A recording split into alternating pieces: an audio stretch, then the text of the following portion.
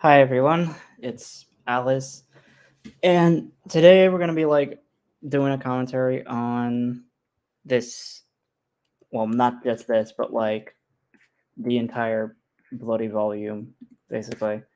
Got 13 episodes to do. I sent the invite link to a few friends, so maybe they'll be joining, maybe they won't.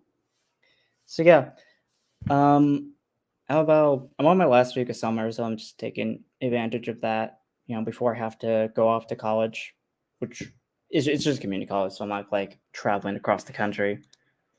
So yeah, how has you guys' day been? This is new. It ain't new. Oh hi, hello there. Do, do, do. Fine. Okay, sounds good. Um, got some Del Taco, so I'm just probably gonna be eating the entire time. So, yep. Mm-hmm. Okay.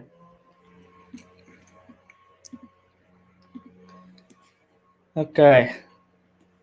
Okay, that got split in half really fast. Okay. Okay, so basically, I want to get some content on the channel. So that's basically what the stream is just to get some content on here. So, yep. Keep in mind, I'm gonna be doing the current version that is on my channel. I'm not gonna be going on my old channel looking for the old versions. So, yep. I'm gonna turn down the volume a bit. And 55 is good.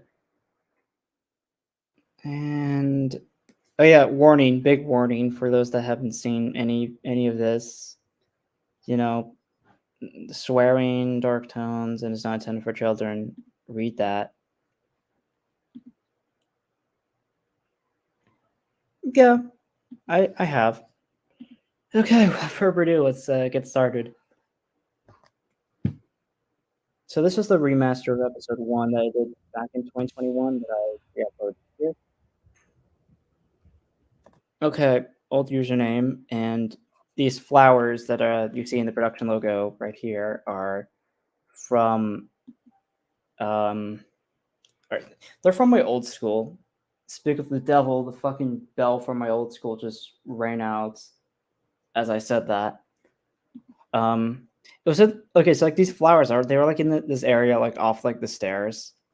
There's I should probably stop fucking talking about the production. Let's just actually get into it.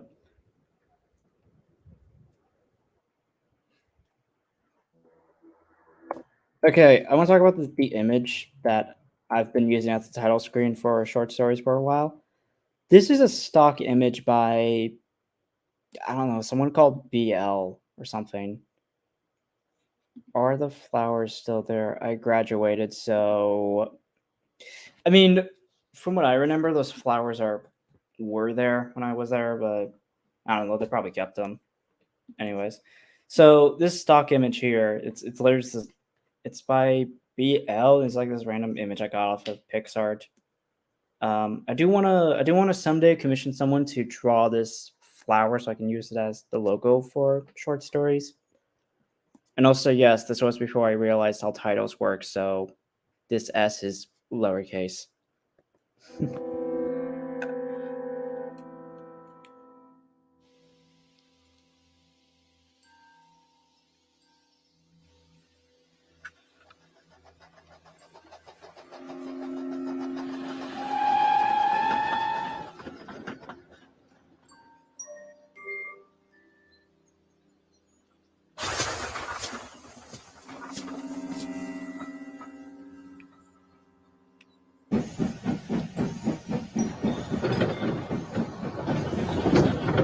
So I'm not gonna lie, the set design here is kind of shit because it's just on the fucking concrete, no grass, no nothing. I mean, you could say this is a yard, which it is, but yeah.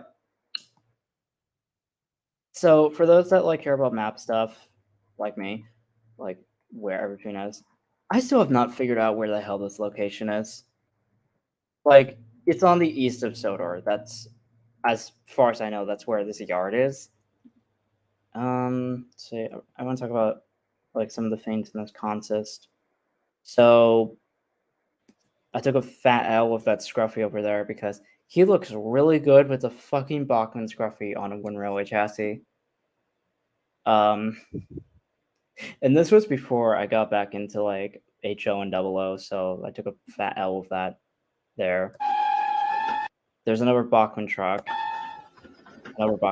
and that Toad that you see right there, that's like a very old Toad that I've had for a while.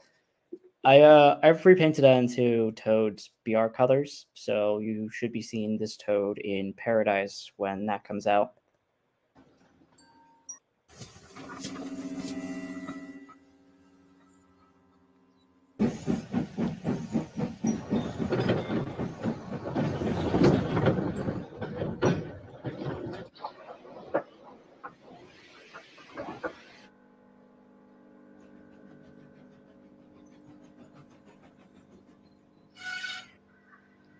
Where's Oliver? The works. Why? Don't know. Well, who's filling in for him? Me. Oh. You. Oh, God, here we go. What was that? You're just gonna start. No. Okay, there's something I can very much complain about with even like this version is that my fucking Diesel voice is like, I'm way too quiet. That's the issue with this, because like the music is so fucking loud, and then just Diesel's just doing ASMR or whatever. Well, if it means stopping you from doing something, then there is a point to it. So you decide to verbally attack me for no reason. No, you being a Diesel and all, I don't think Toad would want to go anywhere with you. Mr. Duck, I wouldn't mind if Mr. Diesel takes Toad. You're unbelievable. Did I predict all engines go with that? I swear. Like, because like I forgot, because I did film this like way back in January of 2021, like a little bit before the trailer for All Engines Go came out. I have a feeling I actually just predicted that. You're unbelievable. This isn't over, you know.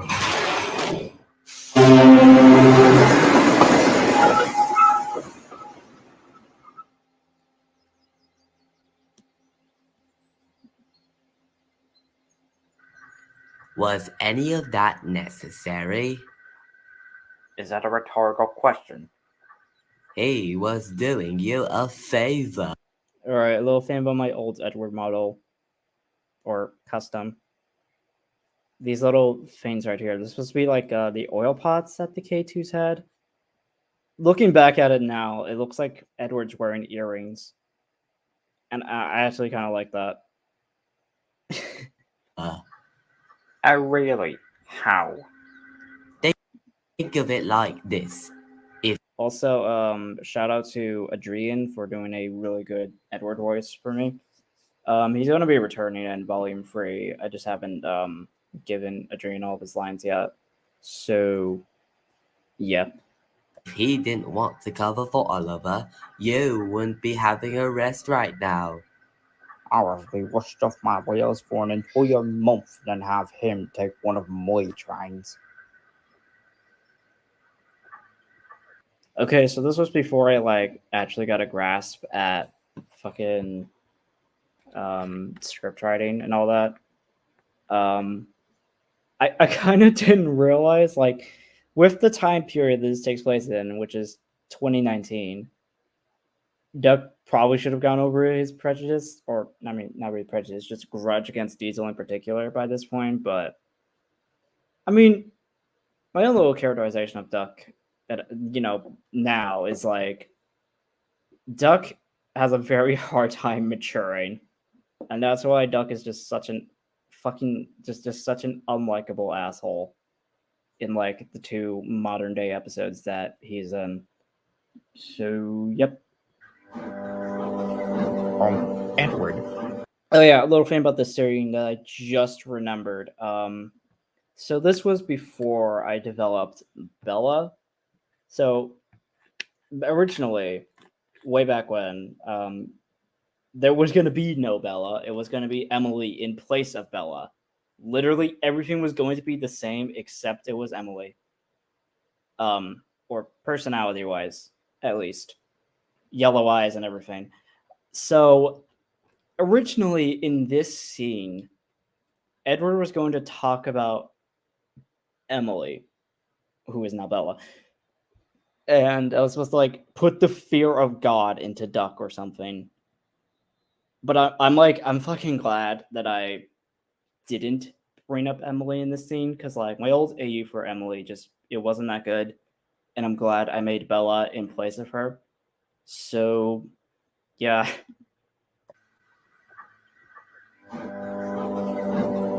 Edward, where are you going? Edward?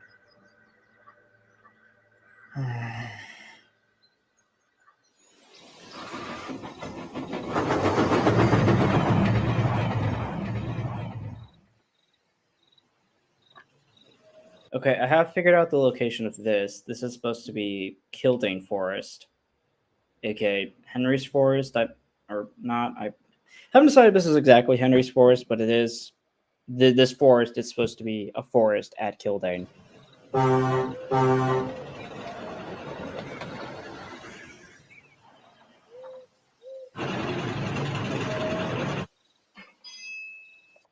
Okay, so story with this is that I was staying over at my grandparents' place. That my grandparents' garden is like one of my main filming locations for a lot of my stuff.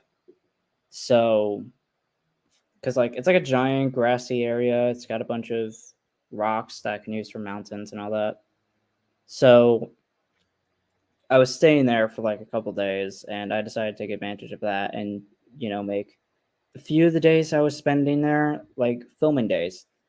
This was one of them, and I remembered. Say, also there's a string right there. So Wait, I'm not supposed to be down here.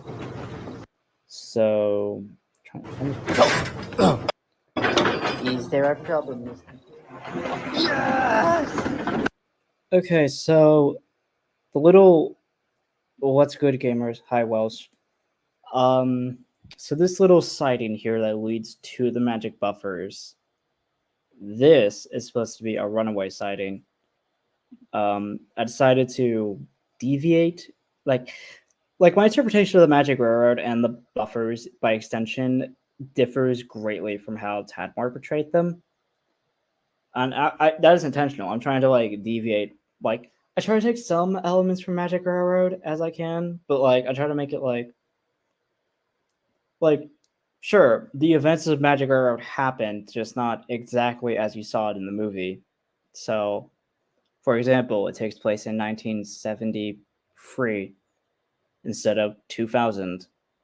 I know someone was trying to pull the actually card when I brought that up in a sneak peek, but nope. So, so, so I remembered like I recorded my lines for this scene like the night of. So like all the scenes of Diesel yelling and insulting the trucks, like I was trying I was doing the fucking whisper yell shit. Um I don't know if you can really hear it, but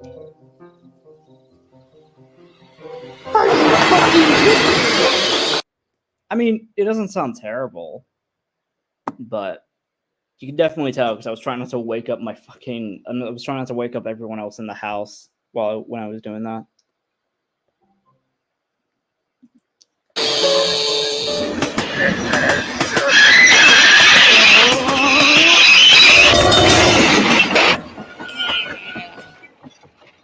Okay, the little movement there that wasn't in like the original version of this video.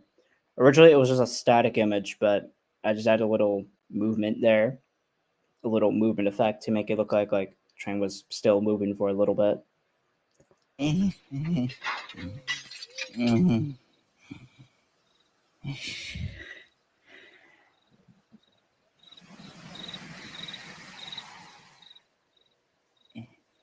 Is everyone okay? Mr. Diesel? Mr. God? Oh, God. Help! A derailed train! Someone? Anyone? What is that? So I sometimes get questions about if Toad dies in this scene. I'm not going to answer that. Like, even in this little stream, I'm not answering that question. You'll just have to see later. Toad is stuck there to this day. That could be what happened. It really could be what happened. I'm surprised no one's asked me about the creature that lives by this area. Like, I'm surprised no one's asked me about the thing that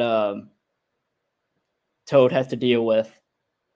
Um, for those that have been wondering that, but just haven't been like telling that to me, there was going to be an episode that is about the little sighting that the magic buffers are on. That I am writing. Okay, what is the creature? Oh, but but Toad doesn't deserve this for real. Poor Toad. Poor Toad.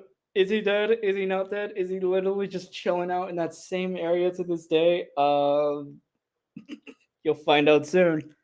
So, yeah, there was gonna be an episode about this sighting that's coming soon. So yeah. What is that? Okay. To be continued.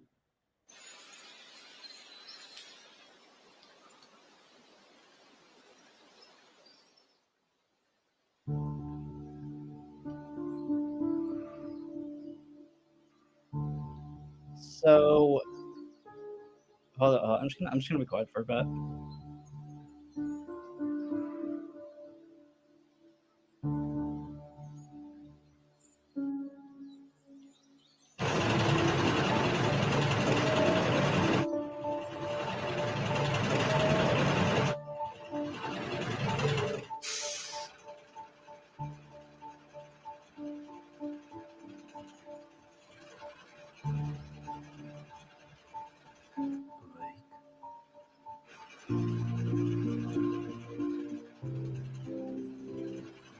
Vincent.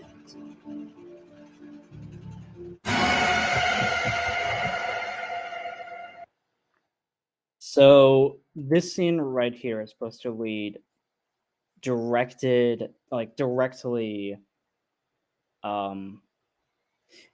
okay, so basically, remember that little sneak peek? Oh, hi River. So remember the little sneak peek that I posted for Downfall of PT Boomer? Basically, this scene is supposed to lead directly into that. For the movie, I might refilm this. I don't know if I will. I mean, I'm probably gonna have to if I decide to include like a retelling of this scene in the script. But yeah, that's what this scene is supposed to precurse the little scene that you see in the sneak peek. And little thing for anyone that was confused about the location, this is supposed to be the nowhere town that exists in America, basically. So these did not just dimension hop. That's not how the magic road works. There's no like if someone from one world goes into actually wait. God, so hard to explain how magic works here. So basically the cliff notes of this is that Diesel did not dimension hop. He is still in the same world. He's just in America right now. Or not right now. I can't spoil, but you get it. So yep. All right.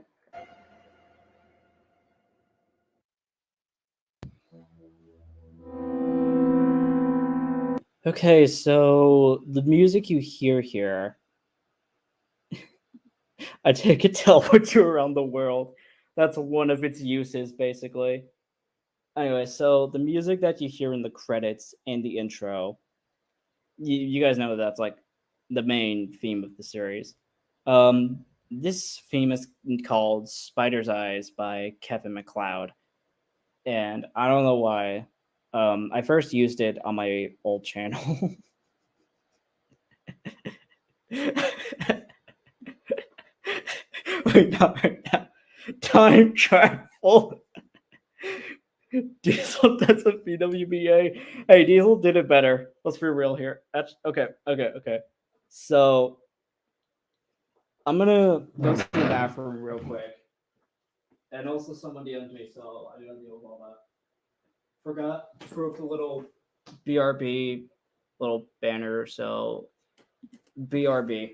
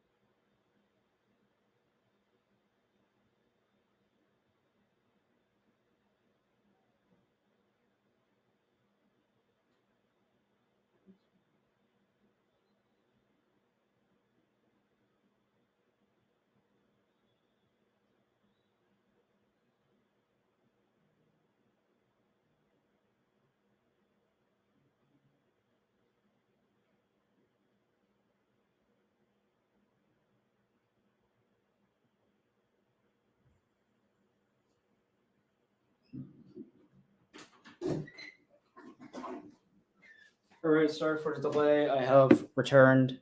Anyways, so the music you hear here is well, I already said that, but you gotta. So I'm gonna be honest, Kevin MacLeod. Like, I feel like some Kevin iCloud. Kevin MacLeod is the most powerful person on the internet. Yeah, if he wanted to make his songs like copyrighted or something, like if okay, what the hell? I'm just not dealing with that right now. I'm sorry. I'm just not dealing with that. Anyways, Alice, did you wash your hands? Yes, my hands are washed and I got them on the fucking keypad for my laptop. anyways, there's a lot of things going on at once. So Kevin MacLeod is a small person on the internet. Yeah. Honestly, if Kevin MacLeod wanted to, he could make all of his songs like copyrighted, like you know how like movie soundtracks are copyrighted and shit? Like he can definitely do that and wipe out like half of YouTube. Or hell, even the internet. Honestly. Finally someone that is looking forward to the FNAF stuff. Every time I bring up like the fact that I have like FNAF stuff in my series, everyone's like, oh okay, he could end us all. Oh my god, me yeah, definitely. Especially like I'm trying to think, cause like especially like old creepypasta videos, they are going bye-bye. Cause like I learned like actually old creepypasta channels and Cactus numbers. I keep on forgetting the numbers, but he's the guy that made Rise Up Steam. Like I learned all my Kevin MacLeod or most of my Kevin MacLeod songs from those, like from that subsection of YouTube and Cactus. Anyways, he could end TV if his music even gets used there. Lol. No, I'm pretty sure I've seen commercials where Kevin MacLeod's music has been used. So, yeah. Anyways, know about Kevin MacLeod. Here's Pop Goes Adrian. I think. No, I didn't give a link to their socials. I feel bad. Anyways, go give Adrian some love, or go give Adrian some support. He's pretty. Adrian is pretty cool. I like their art is awesome. So yeah. Anyway, so this episode, even though this is like the remastered version, and I don't know, there's still a few things that there's still quite a few things that I feel like could be fine tuned. If I were to ever revisit this episode and give it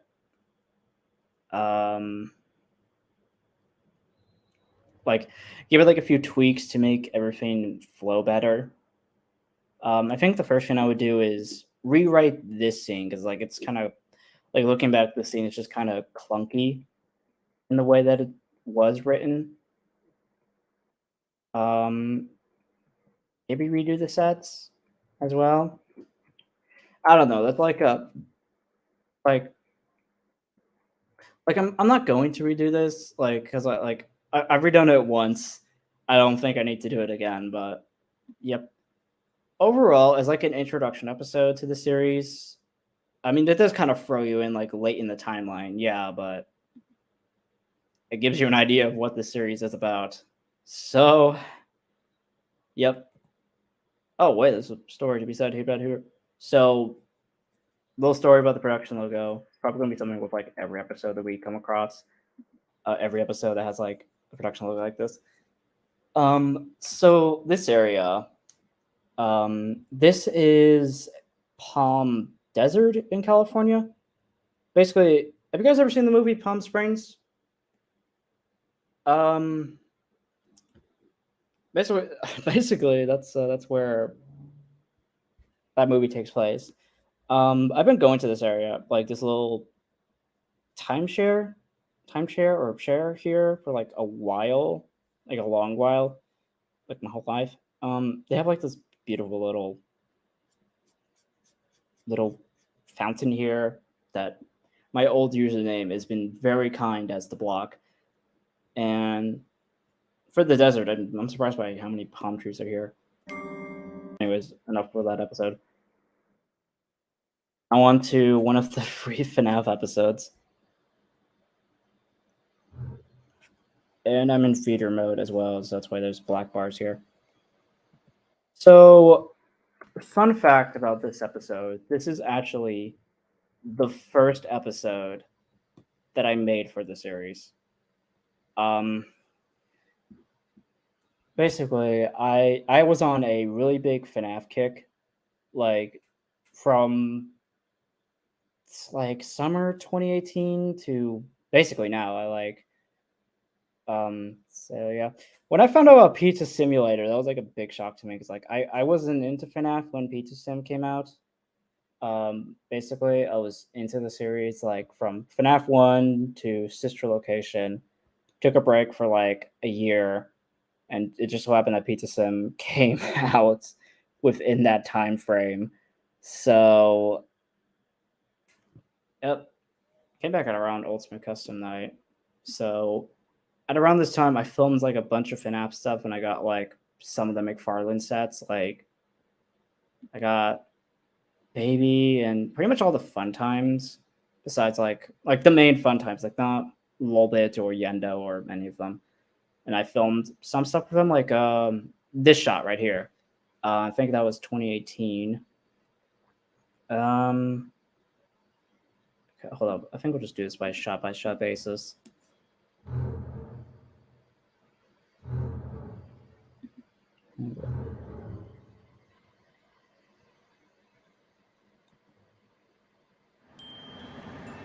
It's only now that I understand that. Okay, the stop motion there was okay, but I don't know. Let's see. So stop motion here was like okay. I want to do more stop motion like more often, but because like I'm pretty inconsistent with it. It's only now. I do definitely want to get better with it because like this was like one of my first times doing it. So you can tell, I mean, I did okay, but you know, that does not look good that much. Let's see. Okay, that was weird. So you may have noticed that we go from McFarlane towards Baby. to fucking action figure scrap baby. Little story about this. I did get all of the fucking I did get the entire Pizza Sim wave just to build her, and now I actually lost her. I have no idea where the hell she is. At one point, I was actually going to like I was working on a McFarlane toy scrap baby, but I kind of scrapped that, funnily enough, way back in 2020. So yeah. Anyways, there's not it's the same universe. Yep, that's basically it. The FNAF stuff and okay, so basically my headcanon for both FNAF and Thomas both coexist in the same universe. They just don't affect each other really. It's like, let's think of it like this. Something that's going on in America, like this really big, like, trying to think, like, it's like the goings on of one neighborhood is not affecting the goings on of a neighborhood that's 10 miles away. It's like that. That's a bold move. Yup. Basically. And fun fact, I was going to have the SCP Foundation canon at one point, but I decided not to, because if I had the SCP Foundation canon to this as well, that would just raise more questions. And this was before Victor Tantic fucking did that and did it absolutely terribly. So, yeah. At one point, I was like at one point when Victor, like at around the time that SCPs of Soda were coming out, I was thinking of making a canon again, and then Victor just validated me not doing it. So, yeah. However, I will say this. Breaking Bad and Better Call Saul did happen. Again, it just does not affect anything. It just happens. So, yep. All right, here's a little re-edit. This shot of William. This was before. This was back in like when I re-edited this. It was back in like February of last year. So this was before we found out about the mimics. So that's why you see an overlay of Glitch Trap and Burn Trap's heads on William. Which, by the way, security, like literally everything past Ultimate Custom Night is not canon to any of this. So it's like kind of weird that I, like looking back with that knowledge, it's kind of weird just to see those two. Those shots are kind of bad. There's me being lazy. I didn't even have, like, I wasn't able to get the scooping room McFarlane set, so instead of doing anything, like, hold up. This is straight up footage. Like, hold up. This is straight up footage from the game because I was lazy as hell with some fucking iMovie filter on it as well. And then the little stop motion with the fan, it was bad. And then here's the show stage. Yep.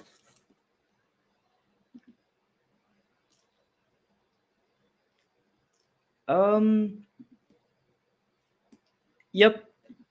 I'm not planning on using the McFarlane Toys FNAF figures anymore because, like, I do have all the FNAF 1 crew and the sister and like the main sister location characters, but I don't have like some of the characters I want to make episodes of. I don't have like the marionette. Like, I really want to do something with her, but I can't because I'm not going to spend like an arm and a leg, aka the entirety of my rent money on the marionette. So there are these knockoff, like, you should make customs, TBH lol. That is literally what I was planning on doing. I have also been thinking of getting those knockoff FNAF figures that are like like that are like in the style of a Lego minifigure. I've been thinking of getting those because I feel like those would fit a lot better. And for the marionette, I've been considering using like a Lego Friends body for her or them. I don't know. So yeah, in terms of FNAF stuff, I am going to be doing more in the future. I just need to do some more planning. So let me just. Wow, it is literally just a still shot. Okay, I like this transition here. So there's Michael and William Afton. It's a nice photo. Literally, this is the only thing not to get in the way of that, but like, it's nice. I do want to make an episode with Michael Afton at one point because like, Michael was a very interesting character to me. This shot sucks though. This is like my attempt at making Michael post sister location. Michael. Anyway, so yeah. If I ever do anything with Michael Afton that takes place after sister location, I am probably gonna give him a Foxy mask or something. Just because he literally did. So yeah. As you can tell, this is literally painted in apple barrel glossy purple. The little V-neck here, it's still yellow. It's just not that good. Some of the shots here, though, I mean, like, this shot is okay, despite being out of focus and in low quality. I do still kind of like it. Oh, yeah, here comes guys, it's PT. Wow, it's PT, guys. Oh, hi, Fredbear. Okay, so I should give you a walkthrough of who these characters are. These two are obvious. It's William and Henry. This is an OC that hasn't made really any appearances in this version, or like hasn't really made any appearances yet. This is TJ. And then this is PT Rumor right here. This is literally the only time that any, like this is the only time that the two canons come together. This is, yes, literally, okay, the only time that anything, like, from either side of the story comes together is just PT and William being friends, basically. Diesel 10's, you're not going to see Diesel 10 in anything. I was joking, what? Yeah, I've had this idea for, like, years, like, 5 years at this point. Basically, PT and William are just friends. So I think I'll just give a lore dump. So after everything that happened on Sodor, PT just went over to the US and just said, let me get in the voice. I need a job. He finds this British guy and he was like, hey, can I have a job? Sure, I guess. I don't know. And yes, that is literally that is the only time that the two stories converge. It's just these two being friends, and that is basically it. So, yeah. I don't think there's really much else to say about this, other than me being lazy as hell with, like, just including two fucking PNGs of these two. And that's it. Does this mean William Afton's car is a face? No. No, I am not giving cars faces. No. Did William's car witness Charlie's death? No. I'm keeping William Afton's car as just not sentient. So, yeah. That is this episode.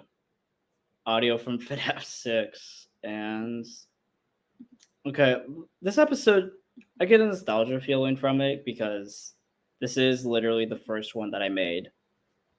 Like, it's crazy to think that do trains have faces in America or only on Britain? I guess, I don't know. I've had like this rule with faces where it's like, I guess some have them, some don't. it's just a whatever thing. You gotta make security breach canon to no, I'm not doing that. Secure like with the Ruin DLC just made security breach better, but I'm still not making anything past like Ultimate Custom Night canon because security breach just extends the story when it didn't need to be or they take the Afton story because like it just made it like more convoluted and shit. Like even if the Mimic was planned from the start of the Steel Wool era, that it's still like the Steel Wool games just make everything just so much more complicated. Like the Mimic, like I love the Mimic. I would love to have the Mimic for dinner sometime. Like I don't care if the Mimic will rip me limb from limb. The Mimic seems like a nice chap. I would love to have him over, but I'm not having that dude canon at all. So, yep. Okay, on to one of the episodes that I remastered last year. Here we go. Okay, so I have no idea what was going on. I don't remember why the sky was just dark that day on one side. Because it looked like... Oh my god, yes. Basically. Anyways, so... I don't remember... This was not during a wildfire. For those that don't know, I live in California, and we kind of have... California has, this reputation of having, a fire every fucking year. It's like Florida with all of its fucking hurricanes and shit. But... Oh my god. Anyways. So, yeah, that's why I don't know why the sky was dark that day. It was not because of it. I will assure you that there have been no fires in my area the last few months. Oh yeah, warning.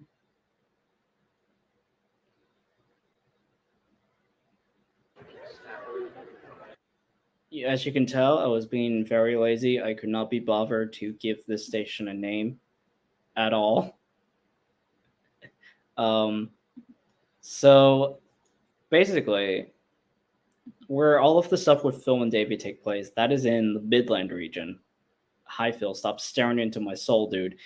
Anyway, so this is supposed to be in the Midland region of British Railways.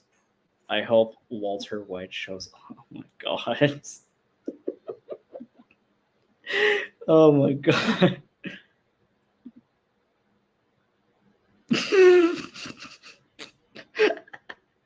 Okay. I'm trying not to get distracted. So, Phil, for the love of God, stop staring into my soul. So, this is supposed to be in this, the Midland region of British Railways. And this was before I discovered VR database, so, I wasn't caring that much about accuracy with everything. AKA Phil's emotional breakdown. Anyways. So, I want to talk about the development of Phil, because this guy is just interesting to me.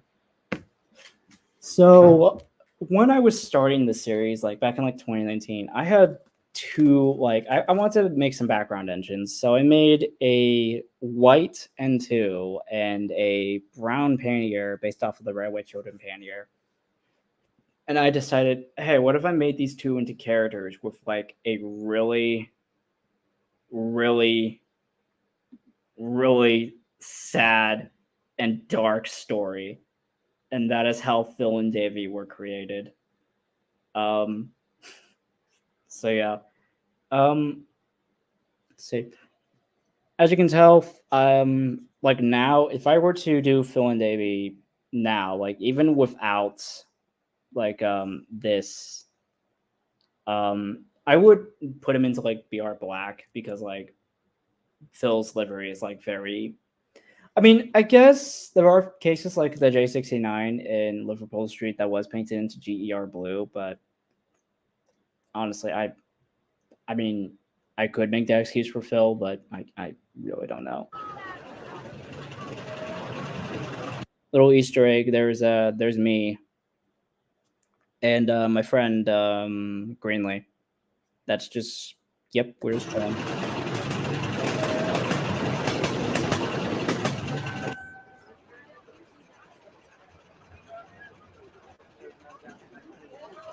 What livery is that? It is London, Brighton, and South Coast Railway.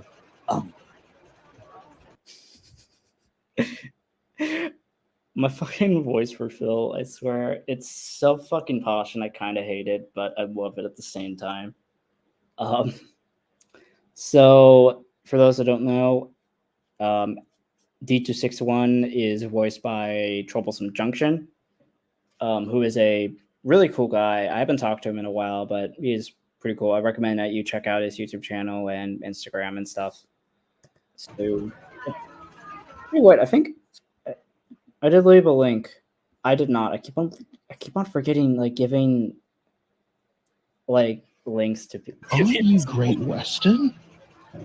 Yes, I am, and I am very proud of it. But I was given this livery as a reward for solving a murder mystery. Well, that's a bit excessive.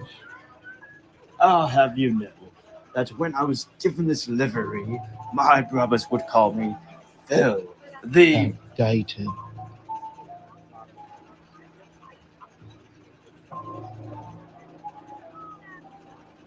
Indians like you are like a plague on this world. Oh fuck! I gotta charge my laptop. Hold up.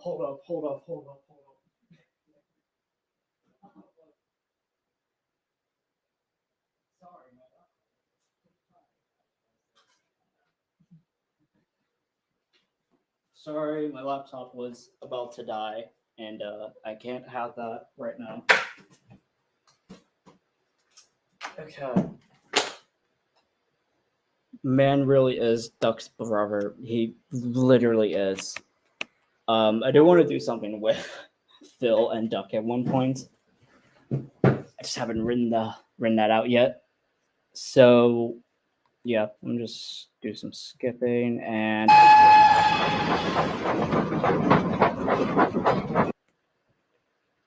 I'm so glad this engine is obscured in darkness because of whose OC that was. For those that don't know, that's my ex's OC right there. Yep. I made a custom of it like back in 2021. I used it in like 2 videos. Thank God this time, like this particular time, it is obscured in pure darkness because that custom was so bad and it's made and like the fucking the fucking version that made the OC is a piece of shit. So yeah. That's insane.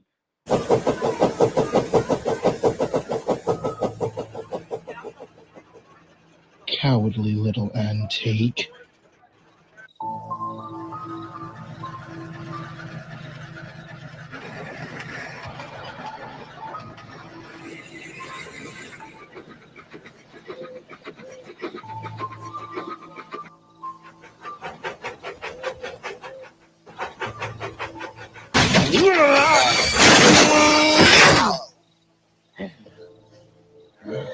So here's Toad in his BR livery.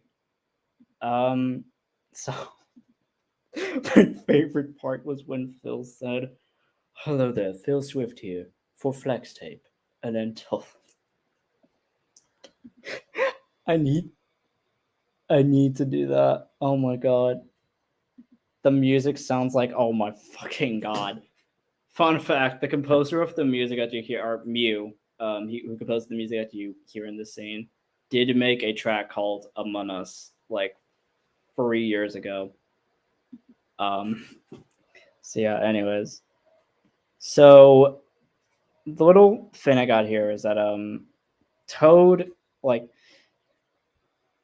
I'm getting all scatterbrained right now. So this was before I realized how far the Midland and Western regions are from each other because they are extremely far from each other. So if it took Oliver, like, I don't know, a couple months to do it. Granted, he was hiding like a lot of that time and staying in one place. But this was before I kind of learned a lot of the knowledge I have now about how British Railways ran. So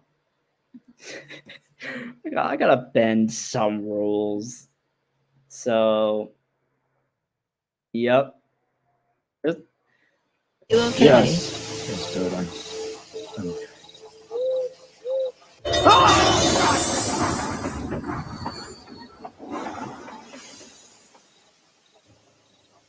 Where the fuck did you come from? Got like the little blinking animation I did. Okay, so this lady, I'm not using it anymore because she looks way too out of place with everyone else. Because everyone else is a wooden. Hold up. Because look at Toad, look at Phil, and then look at Lady. So I think like a couple months ago, I did get a wooden railway lady. You have seen her like a few of my posts. That lady is what I'm going to be using from now on. So, oh my god, I am so dumb. I am so sorry. I genuinely have no idea that they were right fucking next to each other. God, I'm an idiot. I'm actually a fucking idiot. I feel dumb. You get a star because I did not even realize that. I should do my fucking research before I say things. Yeah. Thanks, Davis. I did not think. Thanks for correcting me from being a absolute idiot. So I was being dumb for a bit. So, oh my god, I need some water right now because like I have been speaking for so long and I feel the heat in California has not been too kind to me as of this current moment. Okay. Anyways, people have asked me what Lady's role in the series is. Is she a villain? Is she good? The answer is neither. It's really just a really big neither. Like, she's good sometimes. She's bad rarely. She's just taking her anger out on this guy in particular because Phil and Davey did something wrong to her in particular. You will have to see that eventually. So, yeah, her role is she's lady. That is her role. Yes, she likes to fuck with lovers. Not really. It's just people that. It's just like people in engines that have like actually personally wronged her in some way. So, yep, that's lady's whole role, basically.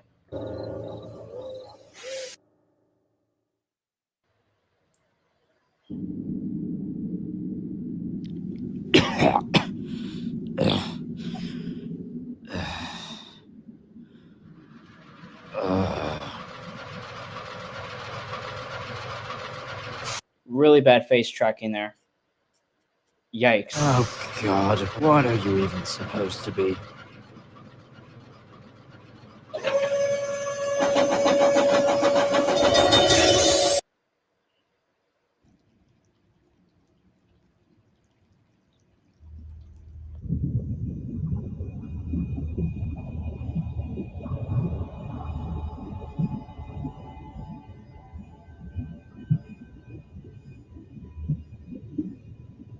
Defeated. Powerless. This is what you fear the most. Loneliness. No one to help you. No one to validate your ego. You care so much barely hear Proteus, but he's saying a bunch of things. Okay. You can tell that there's a lot of like FNAF elements, even in my non-FNAF works. No. You forget that your best friend asks for friends. Enjoy your time with him because it's running out. Oh my fucking god! How the hell did that get me? I was expecting it too. Are you kidding me? Damn it! I really am a FNAF fan. I still get scared by jump scares.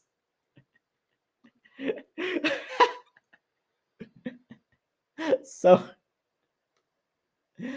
something tells me you like FNAF. I don't care what it is. I probably have a feeling. Anyways. All right. So basically, at around the time I was working this, that was when I first made the fucking image of Proteus that you see 9 million times a year. I do plan on making a new version of this image because I used the old one like way too much. So yeah. In the original version, Proteus was not in any of this. No. Oh my god. No. Get out of here with that. No. No. Anyways. Say. So why is Proteus here? Proteus has nothing against Phil, like personally. Like literally the shit that like you don't see it. You haven't seen it. You guys have not seen it yet, but Phil does some really bad stuff that affects Lady a lot. Proteus is just here, it's just like a little, oh hey lady, oh you're mad at this guy? Hey, he's mad. Hey, you mad? He's made me mad. Let me just kick him down a little bit. Let's just do some kicking.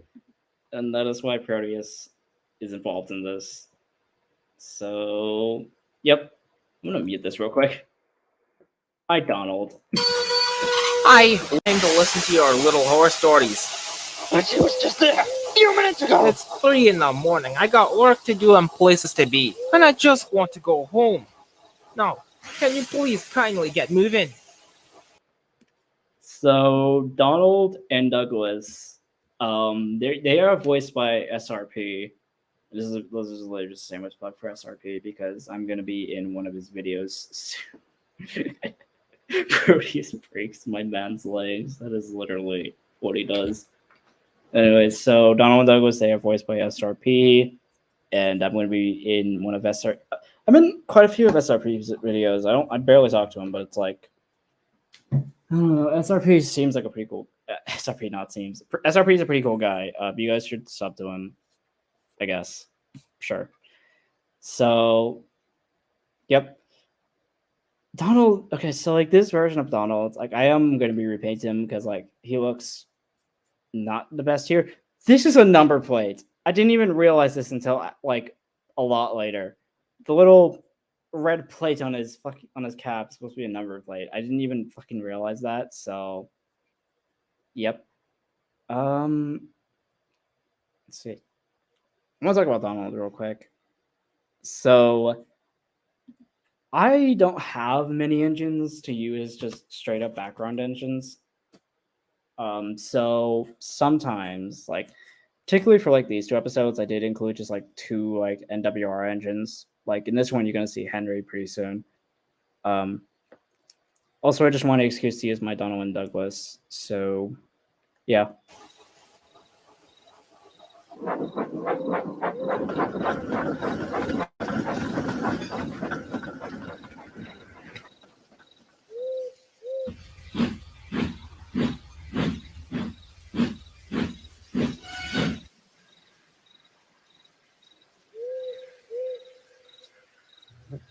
Mr. Phil, I must inquire this because I am concerned as a friend.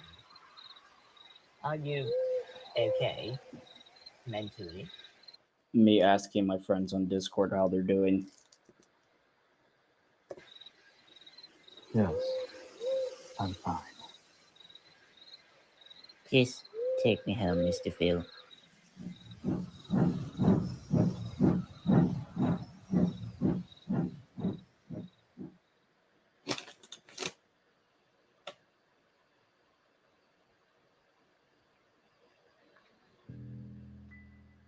So, okay, I love this image. It's pretty good. Anyway, so this episode, looking back, just got 2 number plays. He's goofy like that. Okay. Anyways, so looking back at this episode, like a year later, I do like it. There are a few things that I would like to go back and redo, but why remaster or remaster? So yeah. Phil's model, like it's kind of, I haven't done any like repainting on him in like, because I have Phil like right here on my desk. I have not painted him. I have not done any repainting on him, but his paint is really bumpy and his lining is just, what is up with that? So I am going to be repainting him pretty soon. So yeah. I like the ominous aura that lady has in this image.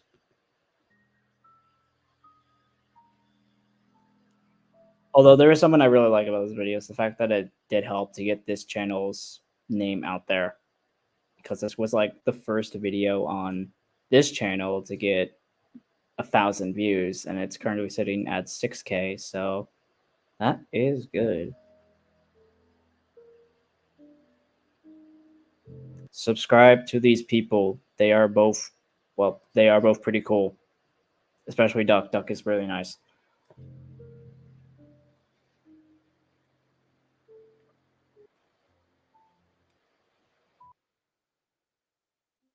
Okay. All right. So funny thing about the release date of this. One of my friends' birthdays is on this day. Second, this was on the same day as Unscripted Nonsense. The same day as the first Unscripted Nonsense, which is crazy to think about. I did do that intentionally. So, video did well. Yep. Exactly. Anyways. So, while I was working on this at the same time as Unscripted Nonsense. So I had this idea where it's like, hey, what if I released the fourth, like this remastered version of an episode of my series at the same time as like the first, at the same time as my first like dive into doing like a live action thing with my friends. And that's what happened. Oh, wait, hang on. Family is coming in about 10 seconds.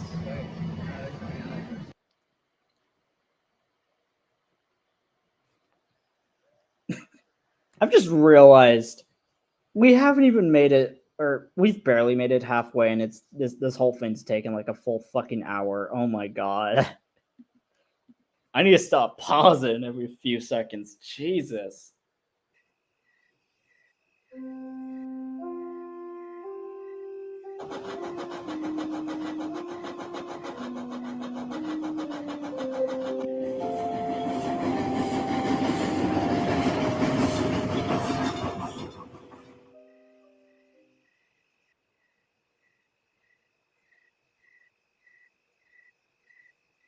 All right.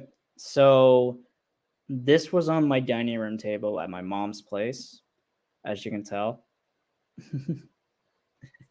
I'm sure little Timmy will love it. Yeah, I know Timmy, the greatest, the 240 Blue James will love this. AKA follow Avery. Plus, anyways, the light you see here is this Halloween light, I think. Hello, Quinn. Hi, Davey. Oliver wanted me to talk to you. Your friend Phil took Toad last week. I'm not gonna say much. It's just, do you think any kids have accidentally stumbled upon this and cried? That's a question I don't really like thinking about. I mean, my videos have never been marked as made for kids. Like, I do these, and it's like, I've never gotten my videos as marked as made for kids, so... I mean... it's not wrong. Anyways. Anyway, so I'm not going to talk about the VA for Quinn. Let's just say I'm not good with that person anymore. All right, Davey. Let's talk about this little guy. My child. Real quick. Exactly. Too many Mountain Dew. Anyways, so... okay, so Davey, he first started as an N2. Then... Fuck, I forgot. There's like... Hornby made a model of that class. It's similar to Ryan's. It's similar to an N2, but it's an N1, I think. Anyways, it was in photographic gray, so I was thinking of making that into Davey, but later on, I decided to make Davey into a Ginty. Oh, for fuck's sake.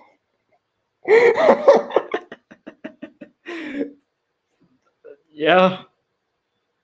Anyways, so... I have not figured out an explanation. Well, I have figured out an explanation that I am going to make an episode on that pretty soon as to why Davey is painted in gray with the BR logo instead of like BR black or whatever. Something I didn't realize until one of my friends, or my friend Carly, basically just told me, photographic gray, that's going to get dirty so fast, and especially on BR where literally no one gave a shit about cleaning anything, or not really anything, but just cleaning engines in general. I guess it's been a thing like forever, but like Davey's gonna get dirty like so fast. Like Soot would be here. He would look like he just went off-roading with all the dirt on his wheels. It's just insane. So I thought the paint was white and not gray.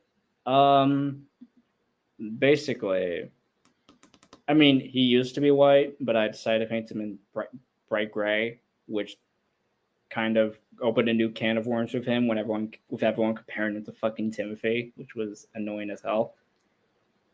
So yeah, that is Davey. He just suffers from whatever that is.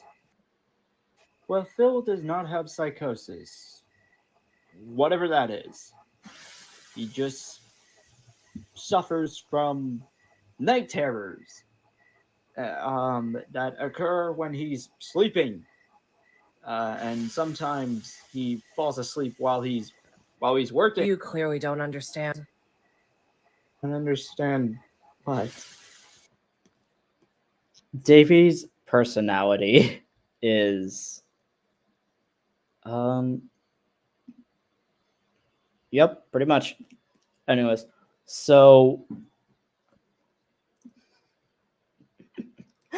literally that is yep, basically. So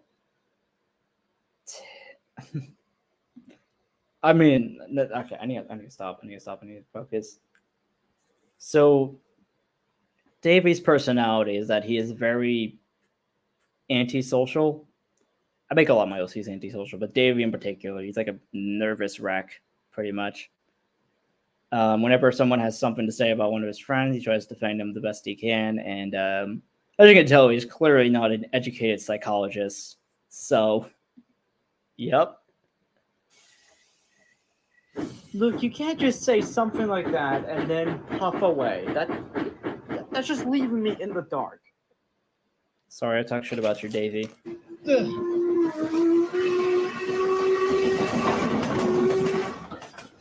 All right, so that effect with Henry's ramp. Hi, Henry.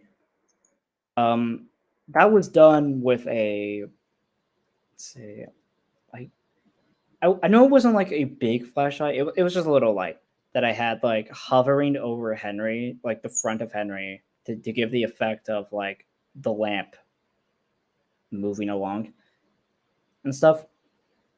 I also did it with Lady that you're going to be seeing that pretty soon.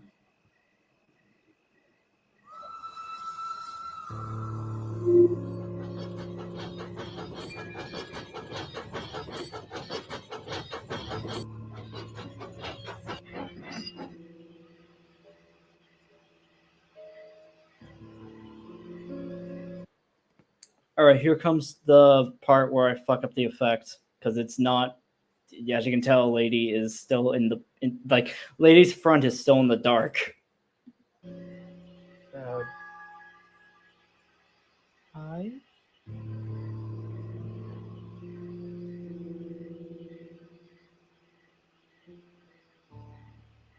So many lives. You ruined my life. You ruined my enemy's life. You and your friend are good at ruining us. Aren't you? Back away all you wanted. You cannot escape what you have done.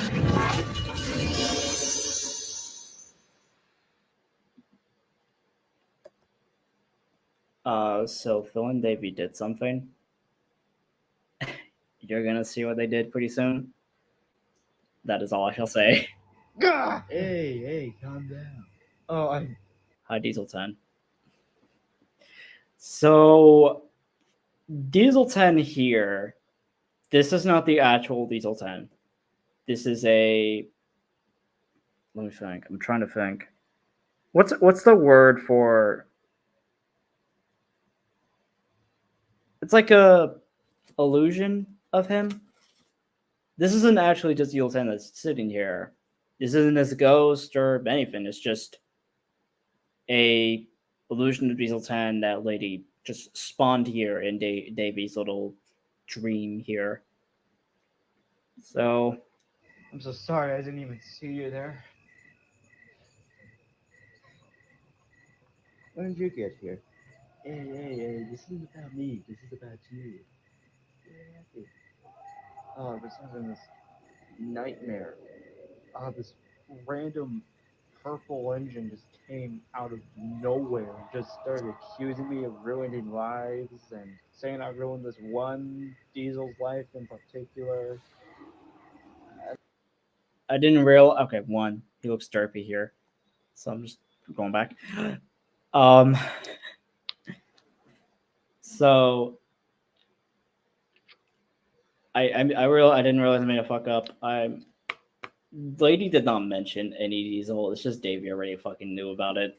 So that hey, they could be implying that Davey just knows what's about to happen in future. And I ruined this one Diesel's life in particular. And that I don't remember everything she said, but it was insane. Wait.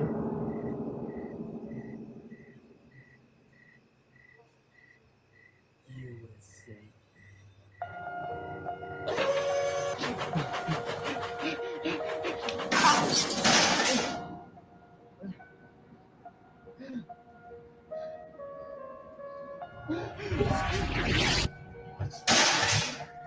You are about to do.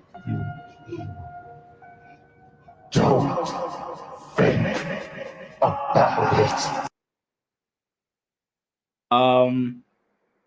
So To explain what Lady is doing, she is trying to interfere with a canon event. That's that's just basically what Lady is doing. That's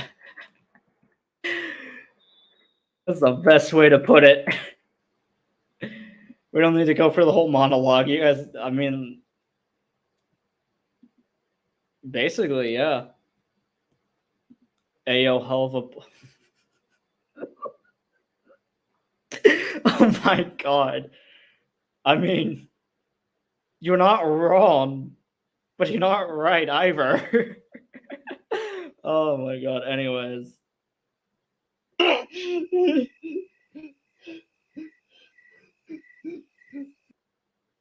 So, Spider-Man in 2023 theme intensifies.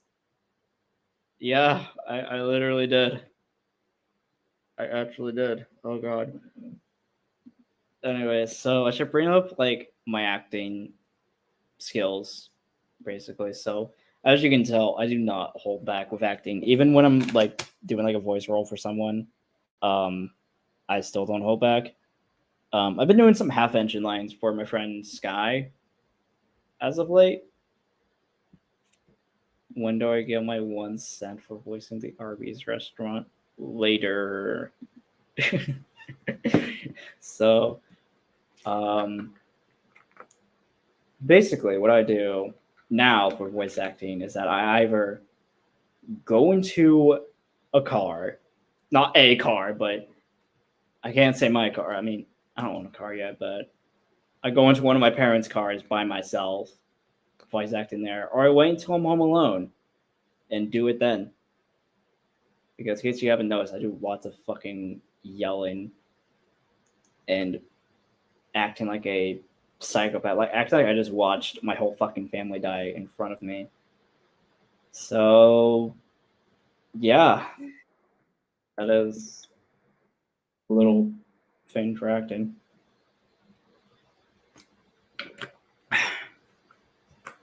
There we go.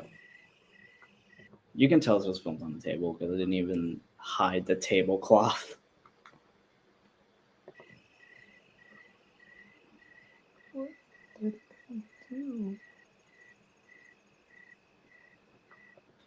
Okay, so a little thing about this episode is that originally I was going to have Burton, aka the murdering diesel, aka the diesel with the fucking face on the back of its cab. Originally, that he was going to be in this episode, but my old VA, because I had there was another VA before I got Model Man to voice Burton. He just kind of dipped and just didn't want to do it. Originally, it was going to be in that berth over there, like that little shed over there, like that section of the shed. And yeah, this episode. I was trying to turn it down, Jesus. So yeah, that is this episode. Looking back, I mean, it's pretty good.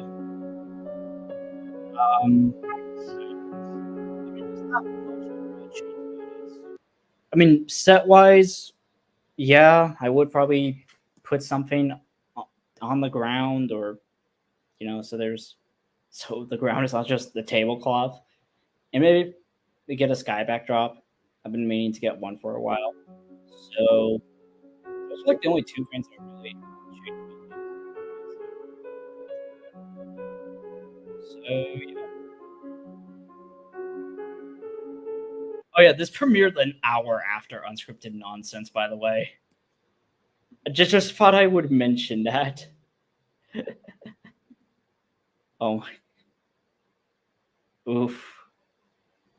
Alright. Anyways, so.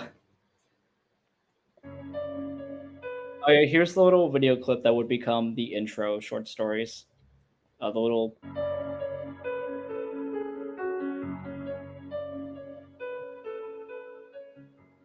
Alright.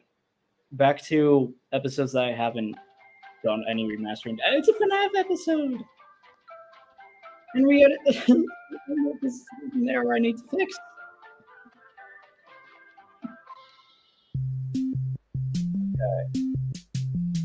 So there was Ruby's dialogue was like Fish was in this, and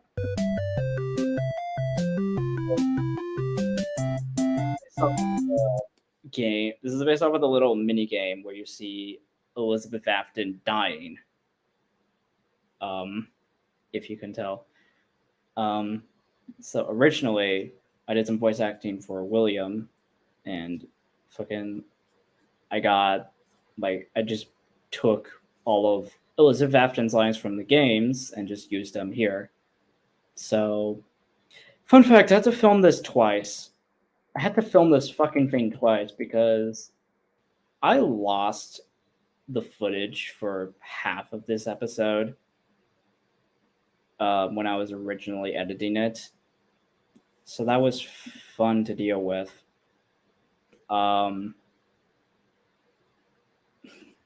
Circus Baby's Pizza World, yeah. Set design could have been better. Like this is gray, that is just a black wall. So let me think. So originally, I had like this guy, this one little it was supposed to be an employee, just walking down this area behind William, and that little shot that didn't even make it in because I fucking accidentally deleted the footage.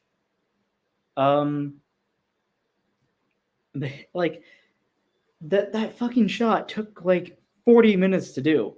I'm so pissed I lost the footage of that. I'm so pissed I lost that shot. So, anyways, it's not even any chairs. Holy hell, it's not even chairs.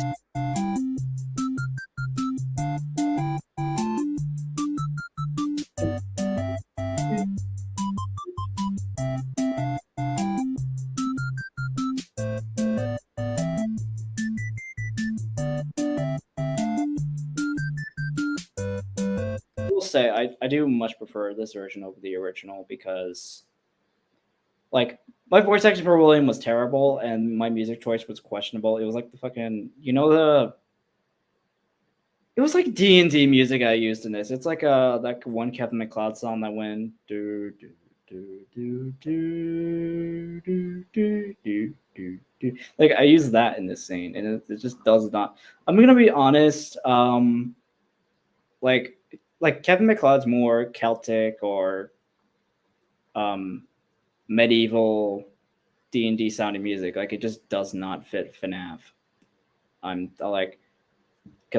saying this because like one, I originally used it in this, and second, I've been looking back on like those like old FNAF SF like source filmmaker videos. Like I've been looking back at those and they use like quite a bit of that music, and it's like I don't know if that music really suits the atmosphere of FNAF.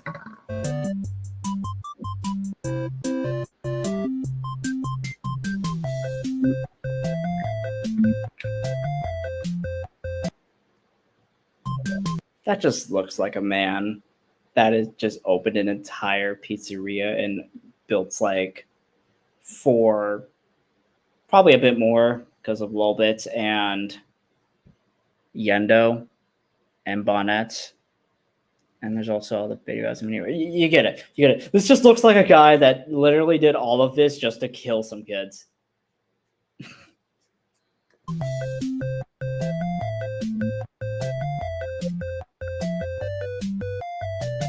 I really like the shot. Let me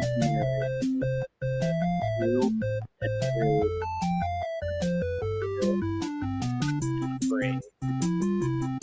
That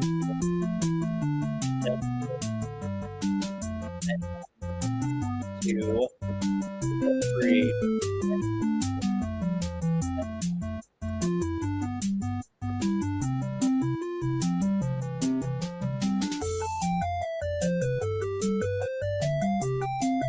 May have noticed I actually went the extra mile to make Baby's eyes blue instead of green. Just imagining they're talking about hats. anyways. So I went the extra mile to make Circus Baby's eyes blue because, fun fact, Baby's eyes were blue before she was possessed by Elizabeth.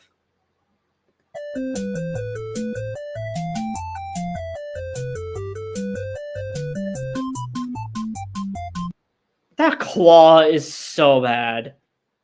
I can't. This was literally made out of like 2 square shapes in PixArt and then doing some vignette effects to make it look shiny, and it just looks bad.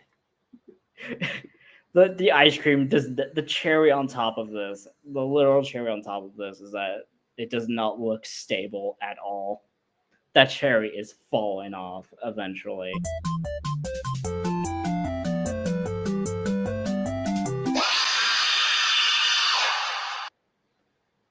The one frame. This one frame right here ruined it even more. Ruined the fucking little animation. There. It's like this one frame. This one frame ruined it. This one frame right here fucking ruined it. I swear to God. I swear to God. I hate that. I absolutely. I wish I can go back and fix that. Because, like, this shot right here just ruins it. And it's just because of that one frame. But yeah. There's that.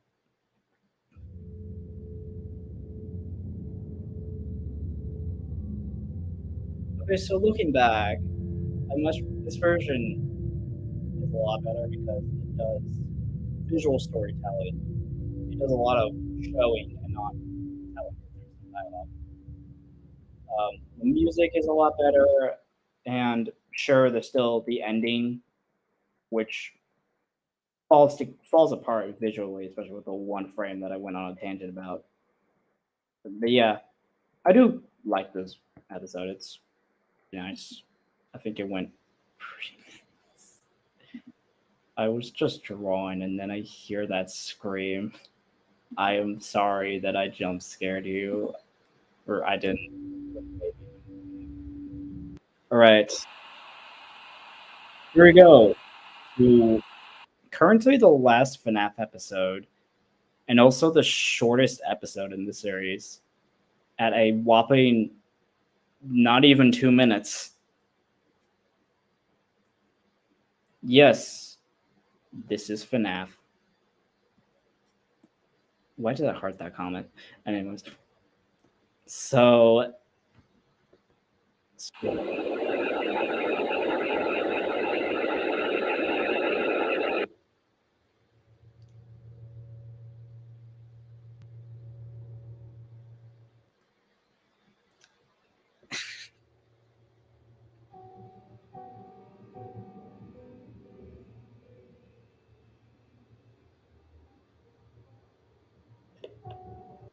So, if there's one thing I would go back to change about this, it's Phone Guy's outfits.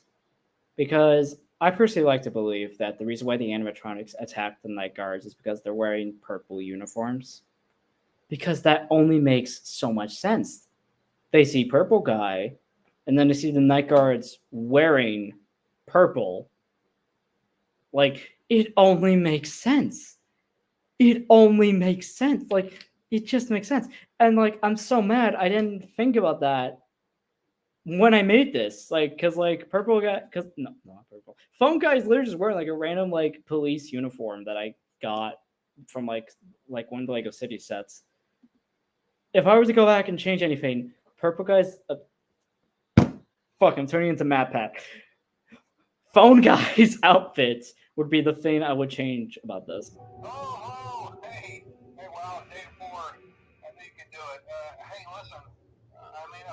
Send you a message tomorrow.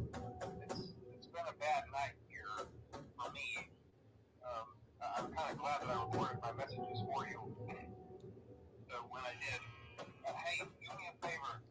Maybe sometime you could check inside those suits in the back room.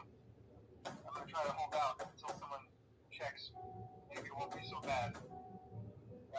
I always wondered what was in all those empty heads back there. Hi, Freddy. Okay, so fun fact. Okay, so this. Okay, so this shot right here. This is the right hall set. No, wait, it's the left hall. This is the set of the left hall because at the time the set of the right hall, which is the hallway that Chica and Freddy come down, hadn't come out yet. So I had to improvise and flip around the set of the left hall for this, and I didn't even get the set of the right hallway anyways. So yeah, so I'm double fucked on that.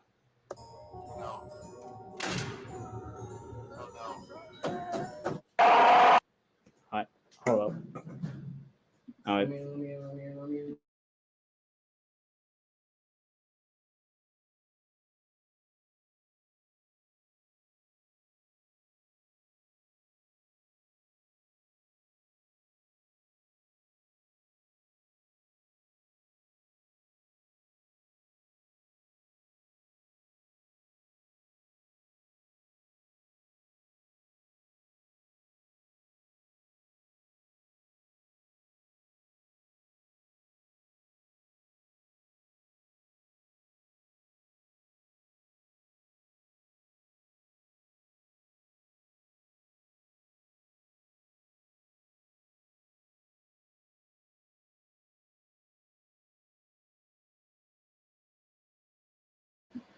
Yeah, sorry, I just got back. So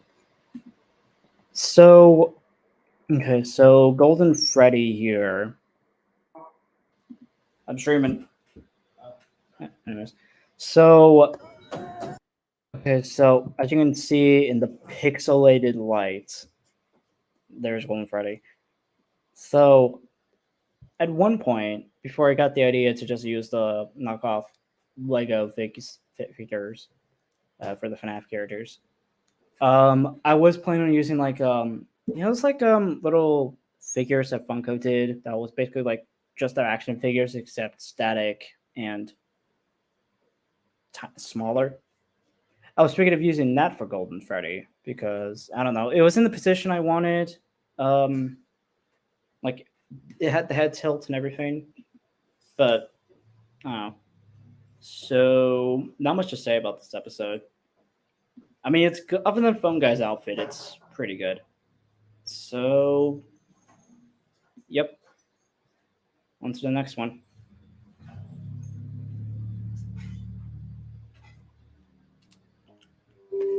First one about Alfred. Yay.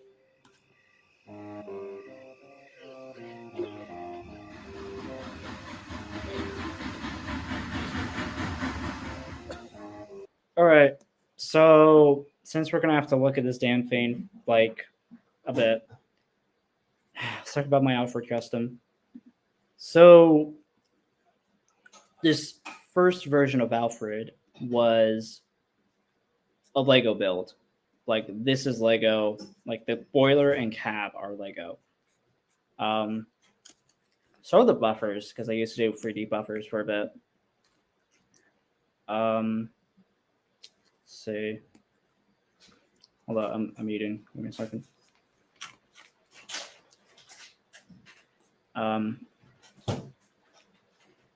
The smoke box is from a knockoff Molly that I got like 5 years ago now, I think. And the whole running board and bogies thing that you see here, that is from a Chinese dragon. Also the tender is from a Winroy Bertram, particularly the 2016 one, and that tender is now being used for my work in progress Gordon MK1.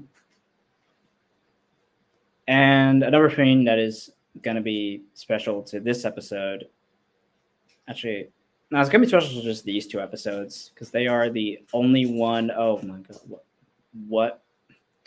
Oh my, oh no. Okay, thank you, Matthew, for your comments. Anyways, so At one point, I was thinking of adding smoke effects, and I did it for like 2 episodes, and I realized, wow, this shit is so annoying to deal with. So that's why for like 2 episodes, there were just some smoke effects every time the engine is moved.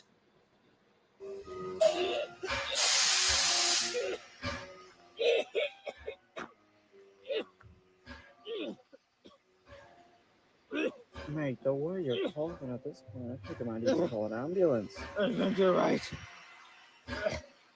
Hey Alfred, just go to that shed over there. We'll meet up with you later.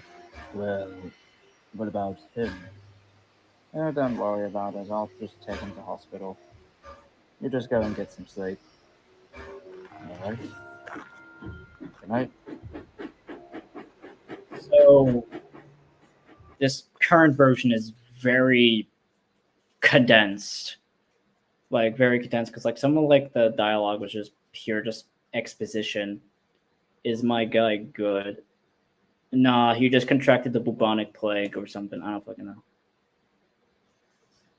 What the fuck? Why the hell did it just flash? Anyway,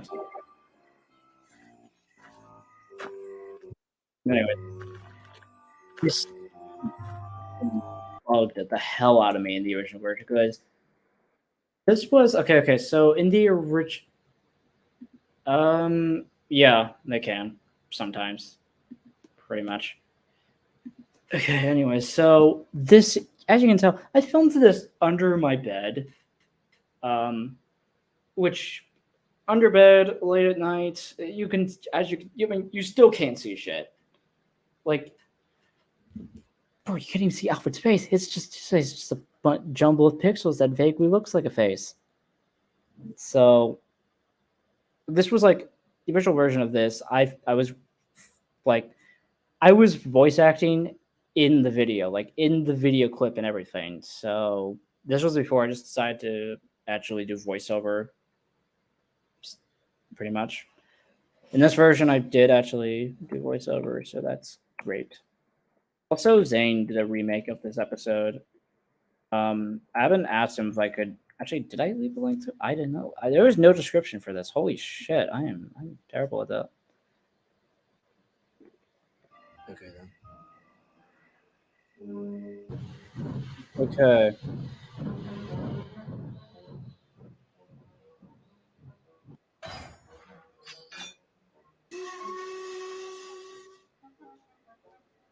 So something so I'm going to explain Alfred's position and why he's in LNER green at this time.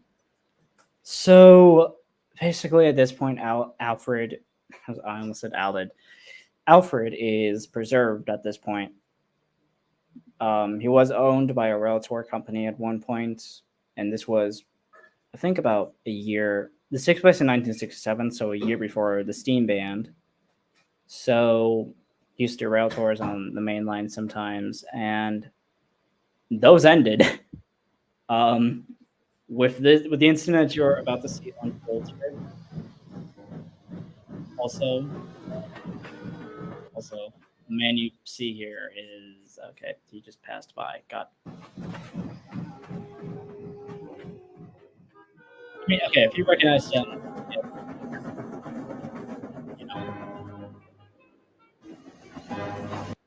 Okay, it's actually one of the worst looking scenes in the series, in my opinion, because and it's just on the tree. There's the tape. There's this.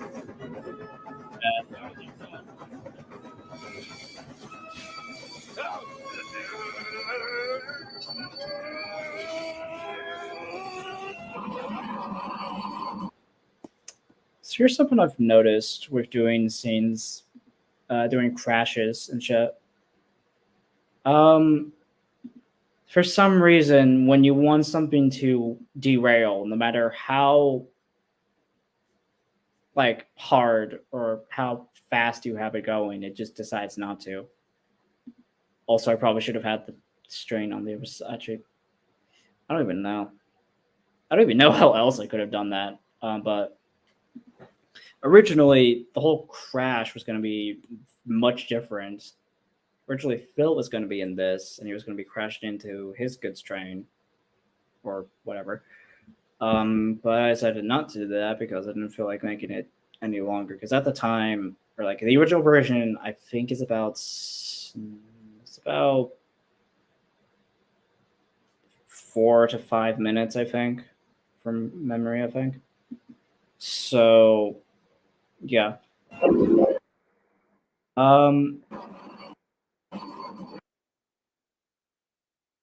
Originally, there was. Hold up. I think there's a scene where you see PT walk. Oh, wait, you do see PT. Look, I was just for yourself. Okay, so originally you saw PT walking away, but that was before I decided to go full stop motion. So I did that shit with my hand for some fucking reason. Yes, I moved the chains around with string, but I still moved the people around with my hands. Okay, that was back then, which is why you do not see Doug walking away at all. He's just watching it happen, or seeing the shit that he caused.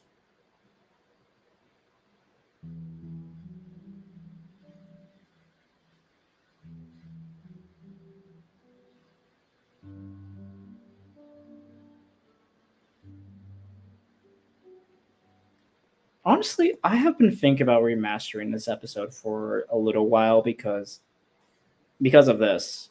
Like, you can just see, like, it's just there is no set to speak of. Like, it's dirt, it's concrete.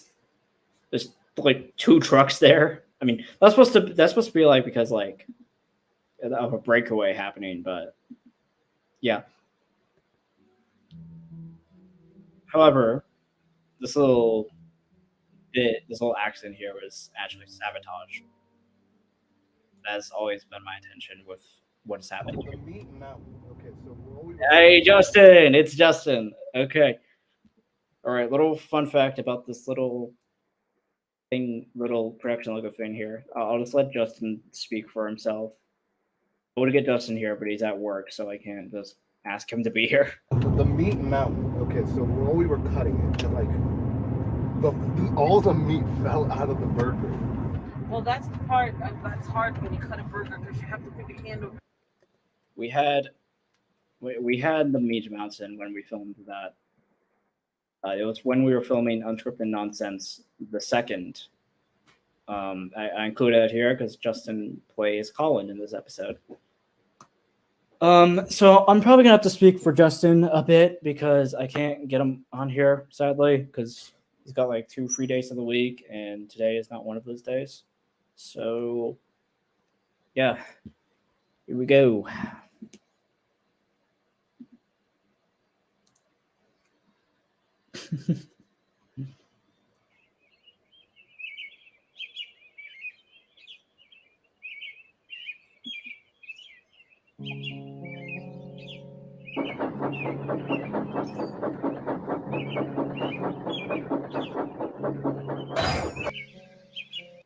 So, fun fact about this: this was filmed just as I got home.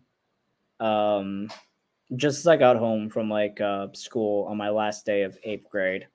I don't know. It's like that is a great time.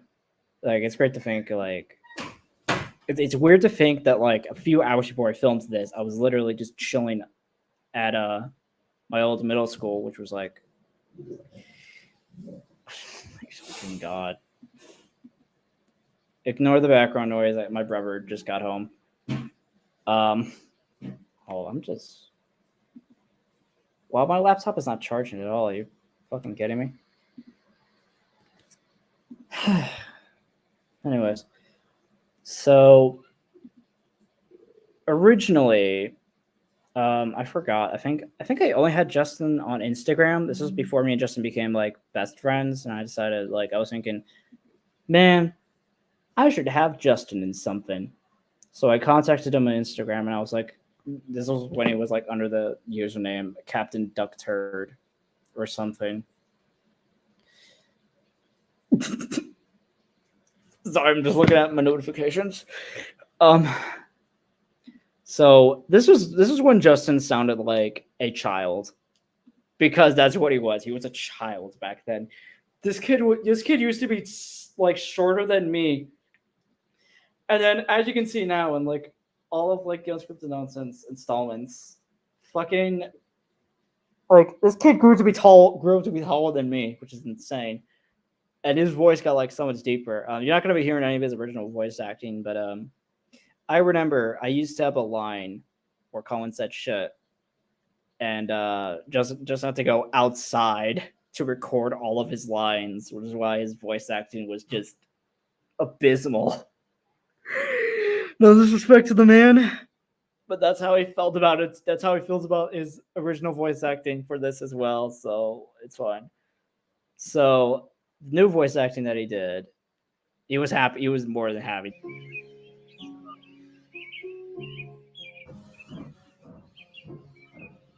Also, wonderful voice acting.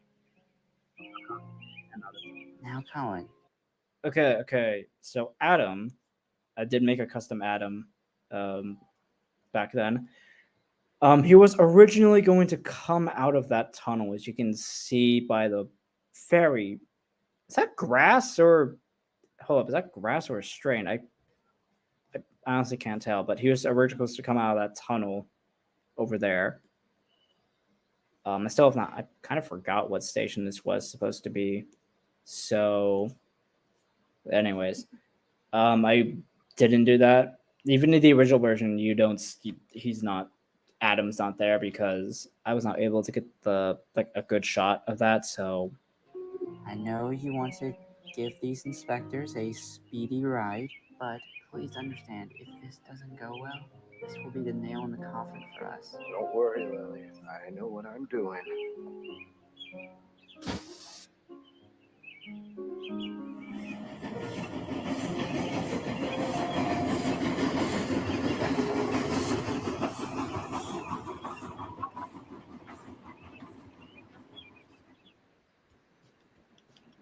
really bad strain.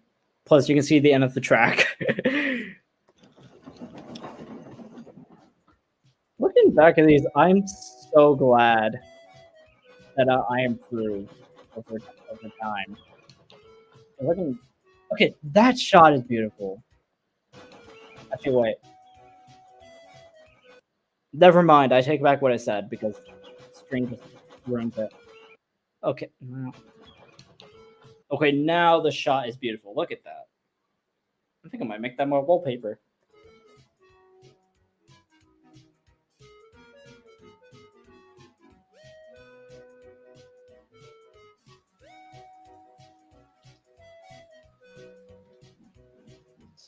Wait, what? Why we a girl, me rapper stage? What the fuck? What the fuck are you on about, bro? Oh my god. Anyways,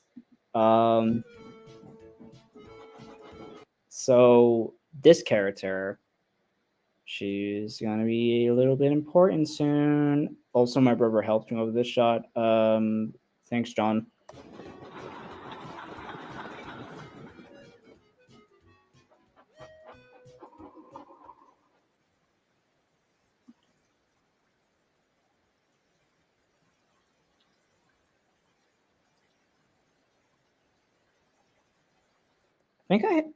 I remember because like this was before, this was long before Zany Trains' camera card came out. So I had my phone on a little dolly that I would oh, I think there's a fly on me. Go away, fly. I do not want to get bitten right now. Anyways, there we go. So I think it was on a cargo car, and I had the little camera stand, like not a camera stand, but it's like a little phone stand. I recommend it. I'm not sponsored by them at all, but the Xanadrian's camera card is like a blessing. What's that? Okay, I don't know. Anyways, I'm trying to think because I'm trying to remember how it went. Because I do remember having like a little piece of track coming along the side of the set. Yeah, that is literally how it went down.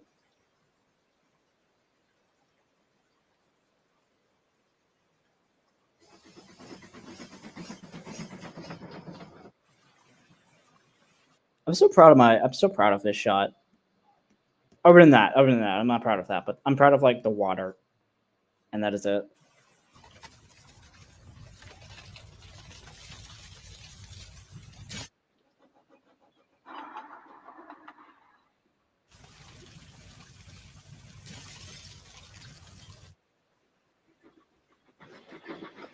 Ah!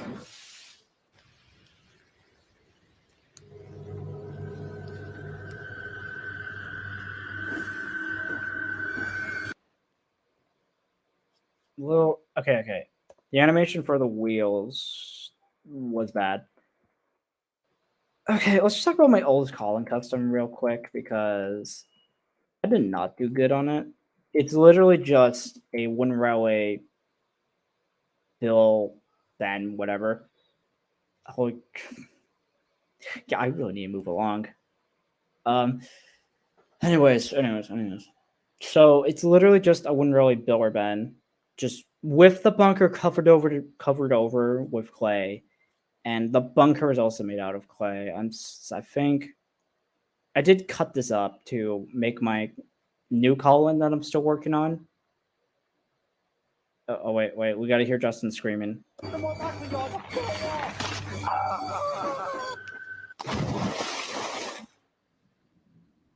there he goes.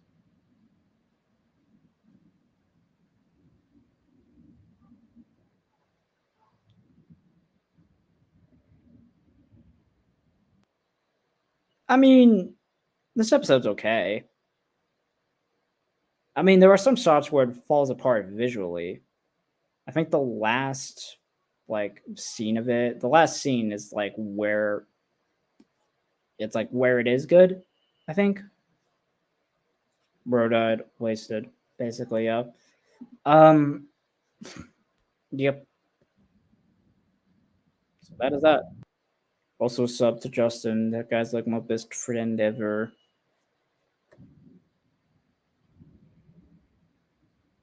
I kind of feel bad using Wild No Westers characters, honestly. He did his best. He didn't really. Let's be real here.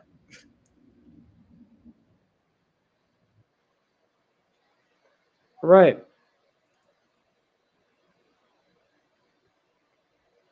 And clean up.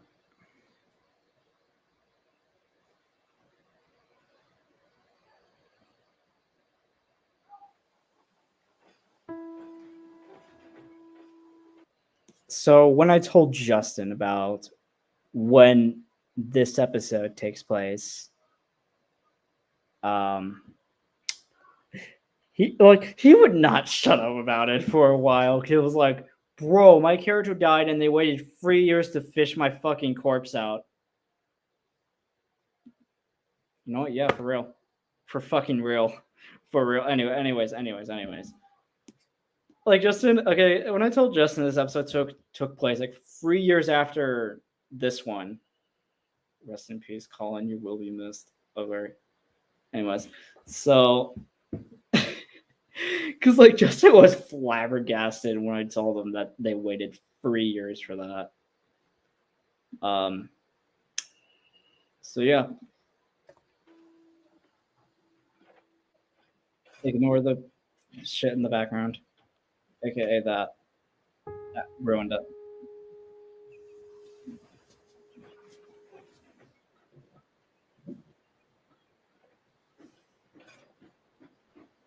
So this is my original version of the Red engine, or this is supposed to be Winston. Basically, Winston and Robin, who is another character that you're going to be seeing later on down the line, or who you see in Volume 2, they are supposed to be separate characters. So I headcanon this as like a Furnace Railway G5. No, not G5. Oh my god, I'm fucking.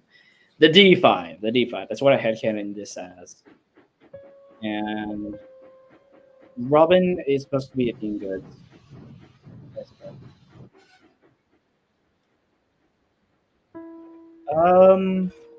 No, I don't. I think I got rid of it. I kind of forgot where the hell it is. I already worked on the new version. Thank you, Lily. Please let me speak. Anyways, I'm currently working on the new version of Robin. I'm gonna be needing him pretty soon.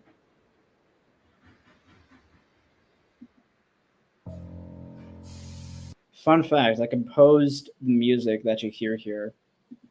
It's just some. I want to do more composing.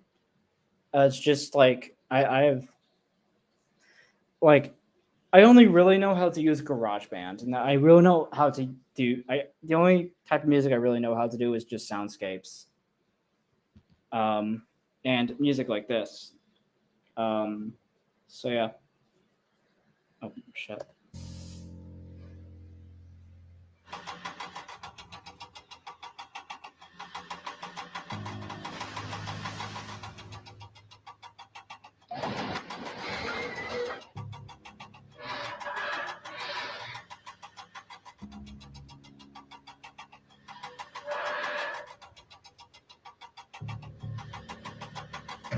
Okay, let's talk about this little custom I did. It's just a Thomas Wood Percy with clay at the front to represent the rest of the saddle tank. And I didn't even take off the face.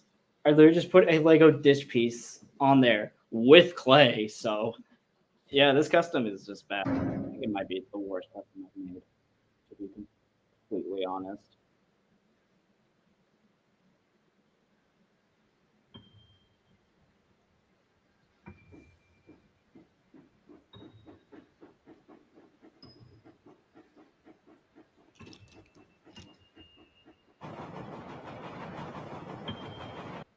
Okay, so this episode literally took me a day to make. Like, just a day to film and edit it and compose the music for it. It took me just under about like 6 hours, pretty much, because I was doing stuff in between all of that. So looking back on this episode, it's not that good, honestly. I don't know. I don't know if I would call it the worst in the volume, because there's still like. Never mind. This is probably the worst in the volume, in my opinion. I'm gonna be honest. Like, I'm not. I would, if I could, if I wanted to, if I really felt like it, I would probably remaster this one and overestimate as well. So, yeah.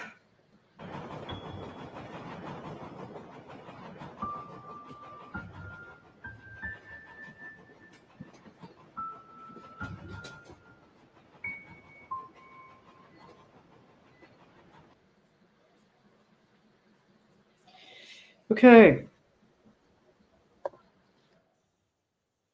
Fun fact about this shot here. I stayed up. I literally pulled an all-nighter while on vacation just to get this one shot. And it was worth it.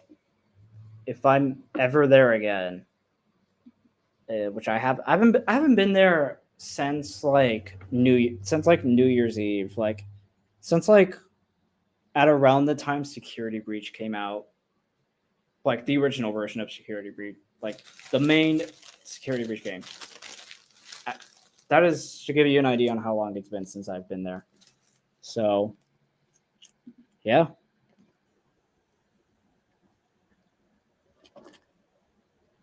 Hmm.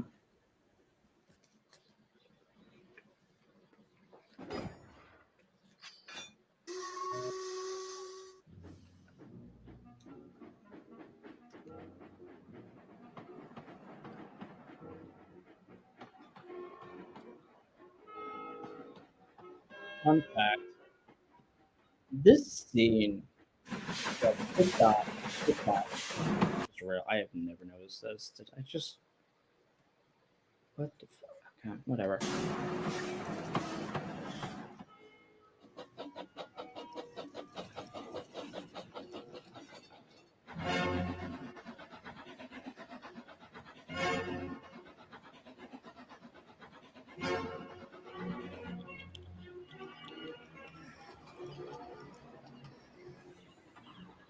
The fun fact: the first scene that you see here was made like right before I had to leave for vacation.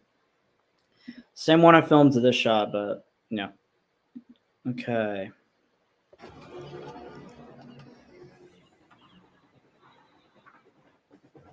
Come on, I can go faster. Look, I really can't. My fucking voice acting for Alfred is so fucking bad. I swear to God, I will actually game end myself if like my fucking shitty voice acting for Alfred becomes a meme in my friend group. I will die. I'm breaking the speed record whether you like it or not. Okay, this shot. Originally, I had a still image of Alfred's wheels in place of this, which looked fucking terrible. So, in place of that, this is actually a shot of the wheels from a custom of the P2, which I still have not finished, sadly. Huh. Anyways, it's on the little. What I do for what I do for the shots of like the wheels sometimes is that I put them on the little spinny thing, like the thing that gets the wheels to move on the Wind Railway Steamworks set. That's what I use sometimes, and that's what I used here. So, yep.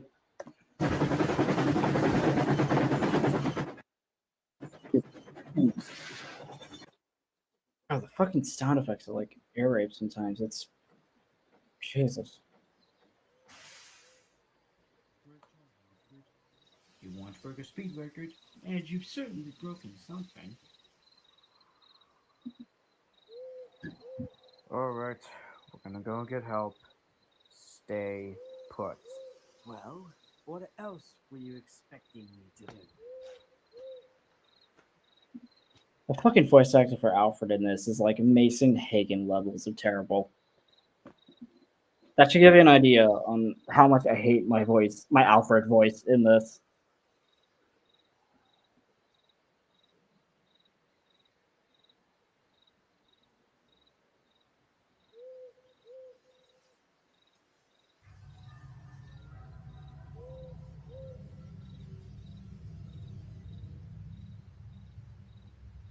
Alright, what the hell is this? One year. This day.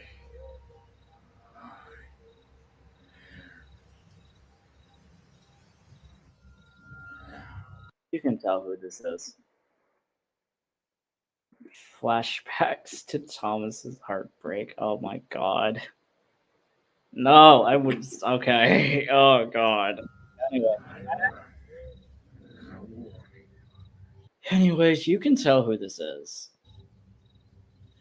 It's not Timothy, by the way. Immediately.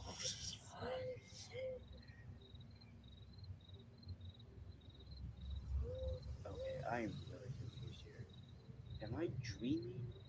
Or is this actually happening? You know, like a bunch of projectors that are just circling all around me right now. This is all just some big illusion. This is a reference to Spider-Man No Way Home. Wait. Spider-Man Homecoming. The second MCU Spider-Man movie. I'm not sure if I got the name of it right, but this is supposed to be a reference to that, as I literally saw it like about I don't know, about like a couple weeks before I started this, before I filmed this.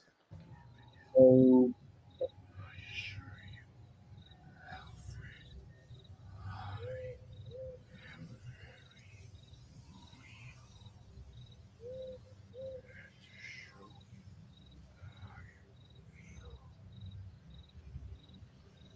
So how I did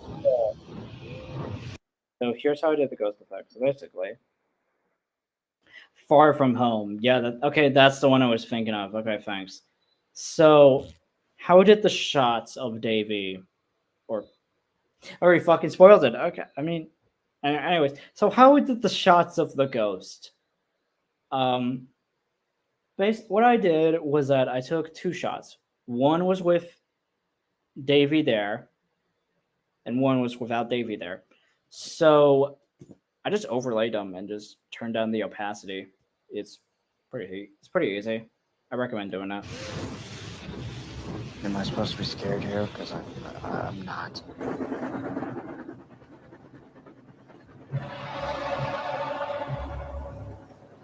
Okay, fine. I'll admit it. I am a tiny bit terrified.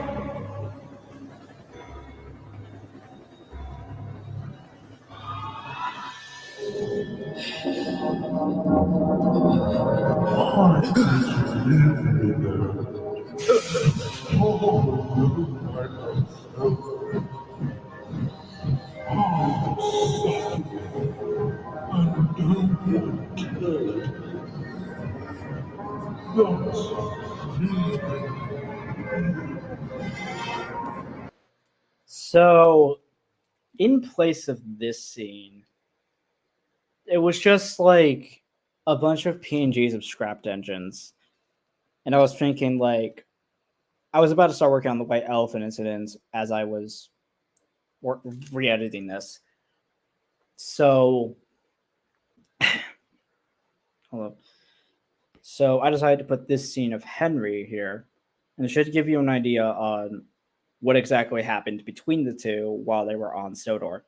Or while Alfred was on Sodor, I mean. So, yeah. There's a bit of an inconsistency, as there are, like, I mean, inconsistencies in my series are like a dime a dozen. Henry's running board, like, it's actually like how people usually have his running board as, like just, a curve and not like how I have it based off of the 1915 draft with the A1 with the cylinder cutting into the running board. But like, it's so glitchy and it's so glitchy and dark that you can barely see it. So, yeah. I did actually have to Photoshop a 2D face on top of the 3D one to make this scene consistent with the rest of it. So, yeah, that is basically it.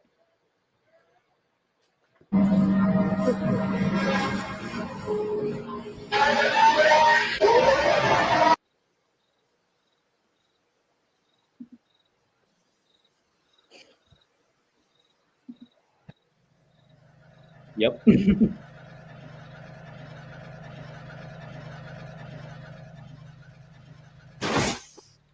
Of course, it's you that would break down. Okay, so this scene had like pretty different dialogue. So I think when I was rewriting this, I was having like ideas for Diesel to say like throw some insults in there a couple of times, but decided not to. Or actually, wait, I kind of forgot. I forgot. I'm just gonna let the scene play. You have no comment about that. Okay then. Fine. Yes, just remain silent and not even react to any of my insults. I do remember that my voice acting for Diesel in the original version was kind of bad, so I think that the lines. Here.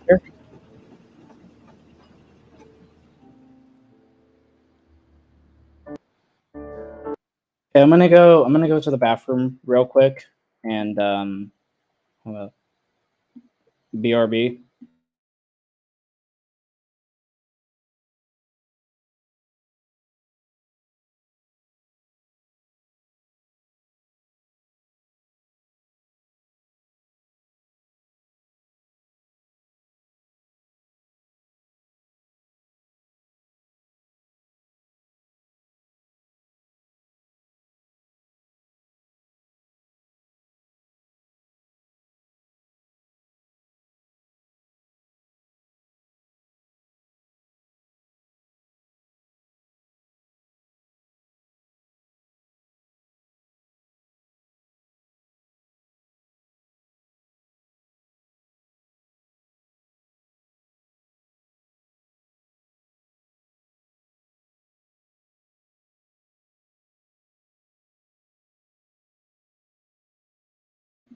All right, I'm back. So, looking back on this episode, honestly, aside from my shitty voice acting for Alfred, it's pretty good, I guess.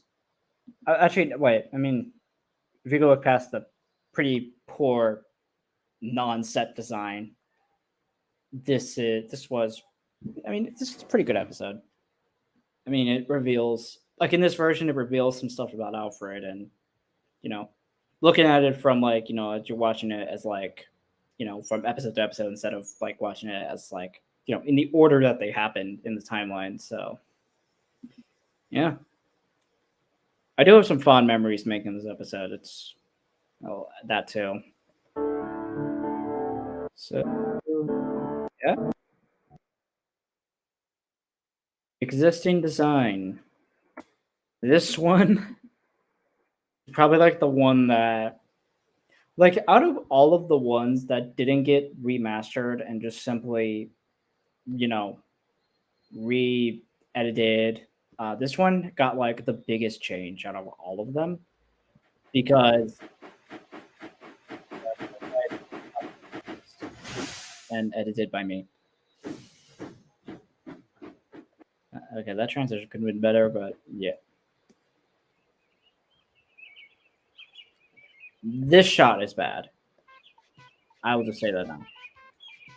Okay, originally, this was supposed to be in East Anglia. It was supposed to be in East Anglia, and this was originally going to take place in. This originally took place in 1929. As you can tell, I changed to the location and changed the location and the time period as well. So, yeah, this is on the Harwick Tramway now.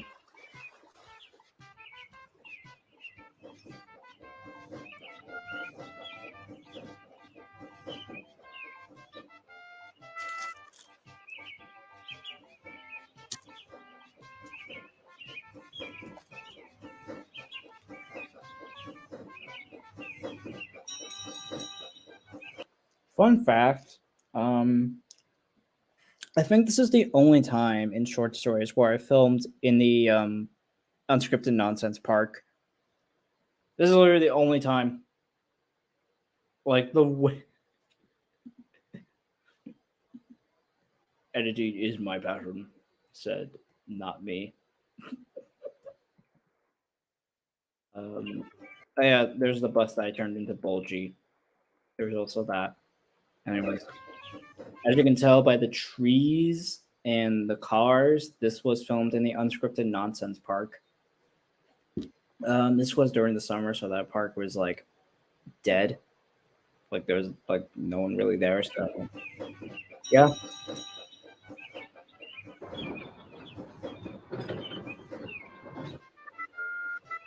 There's the swings that you see in unscripted nonsense as well.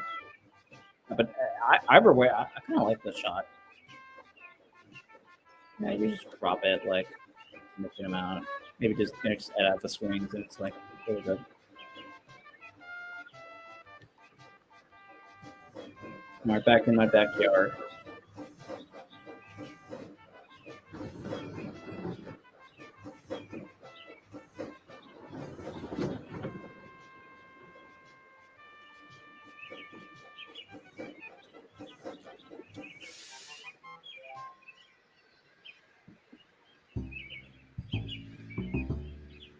Little Easter eggs. There's Emmett and fucking Harry Potter and Bruce Banner, apparently. Okay. Short stories and unscripted nonsense cross. I mean, it's technically happened. It's technically happened with Proteus showing up, but they're not in the same universe. So, fuck, wait. Oh, that bus tell. Whatever.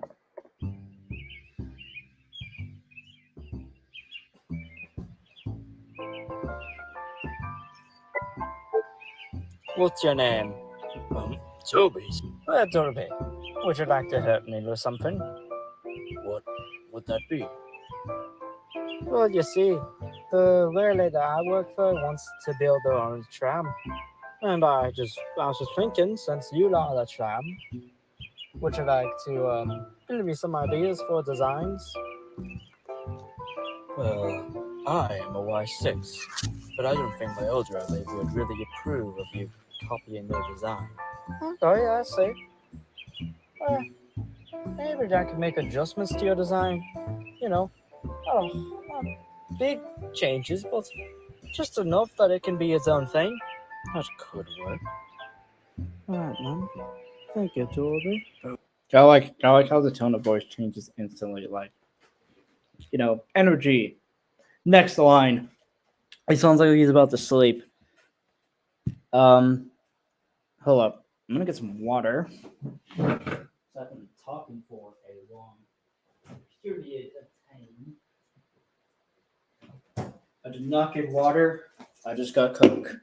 My teeth are going to rot away. So originally, this episode was supposed to explain the origins of Smudger, my old AU Smudger. That was the original version. But then I realized my old AU Smudger was shit. It was bad. Plus, it would make no sense that Toby knows about the Talikun Railway in at that time. So instead, this is supposed to explain the origins of Flora and why Flora, in my universe, Flora looks a lot like Toby, basically. And this guy that was just talking to him is supposed to be from the Great Waterton Railway. And that is basically what this episode is supposed to be. I haven't made Flora yet. I do plan on just using a Toby for her, with a good amount of modifications. But you will be seeing Flora eventually. So, yeah. You're welcome.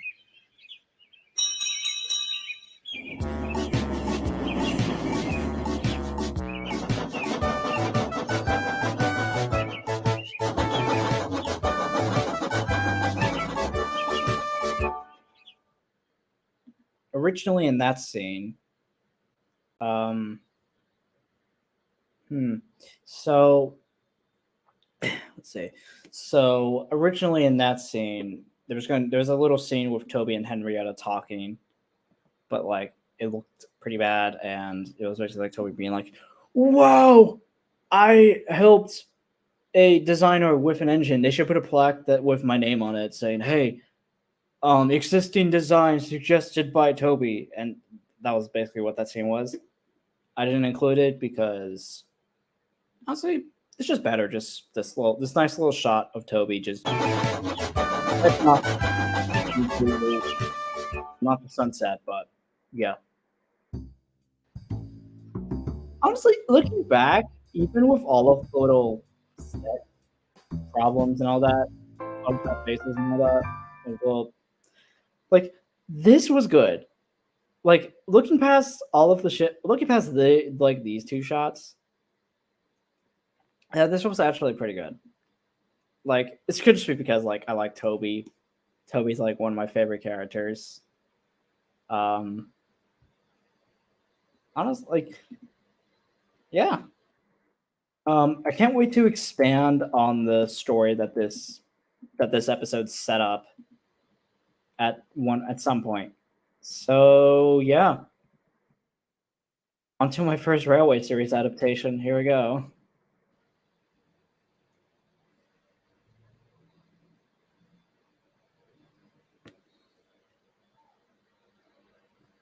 Wait, what? Alright, so this is the only scene I refilmed for this.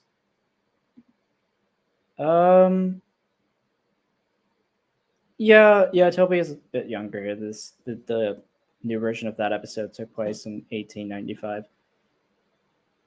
Anyways, so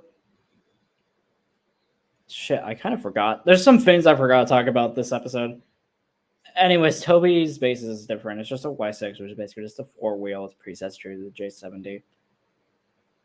Anyways, that is basically it. Onto this episode. So I forgot, like, I don't remember what got me to make an adaptation of Ghost Train of all stories. But I don't know, I just felt like it. I basically completed my original models for everyone, or at least the Farquhar crew at the time. And yeah, the original scene had Colin, and it was filmed in my bedroom. Like that, it was so hard to see. It had like an iMovie filter over it, which is why I refilmed the scene with this.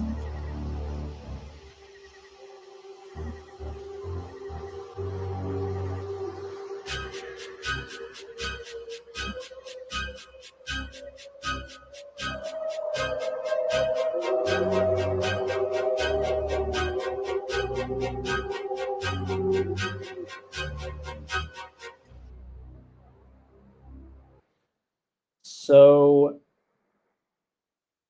this scene is like a lot better, to be completely honest. The effects look a lot better. Sure, there's a little light over there, but I can look past that. This little garden light, I could just look past that. The Ghost Train, I've entirely redone the custom of the Ghost Train.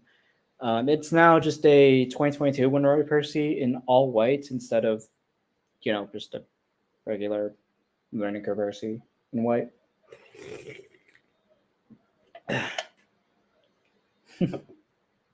Excuse me. So, fun fact, I posted an image of this on Instagram and it caused some fucking drama because someone was all like, "Oh, actually, it's Timothy, shut the Yeah. Percy, what are you talking about? Okay, this was also before I got VAs, so it's just me. The entire time it is literally just me. So this was also before I got Justin to voice Percy, so you're gonna have to hear me just do Thomas and Percy's voices, which is literally just my normal voice. The ghost. Also, I tried because I got lazy. I decided to let me get cutouts at the end of the faces from the show and just plaster them here. Driver saw last night, where he didn't say. Whew, it makes my wheels wobble to think of it. Huh, you're just a silly little engine. I'm not scared.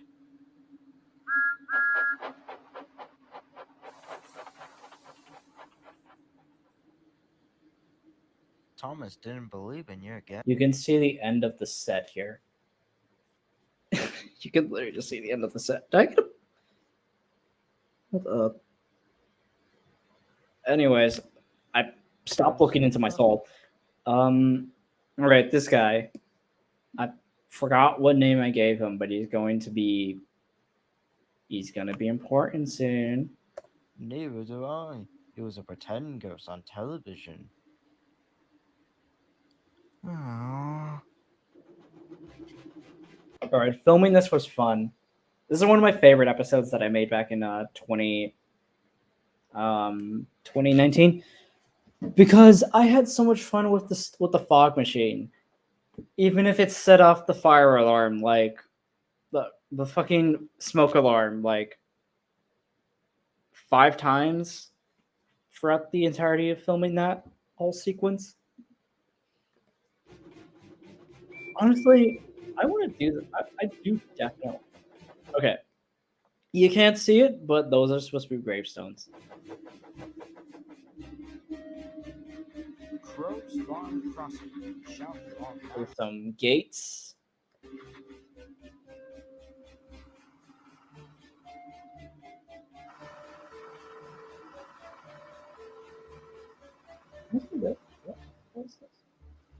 Are you freaking serious?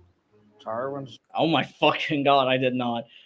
I don't know why I gave this British farmer a fucking southern accent, like a southern American accent. I don't know why, and I don't know why I didn't I don't know why I didn't dub over this. Don't worry, I got an idea. And what is this idea? Okay, Karen, I want you to pull the cart, try to get it off the trenches. Okay, 1, 2, 3. Hey!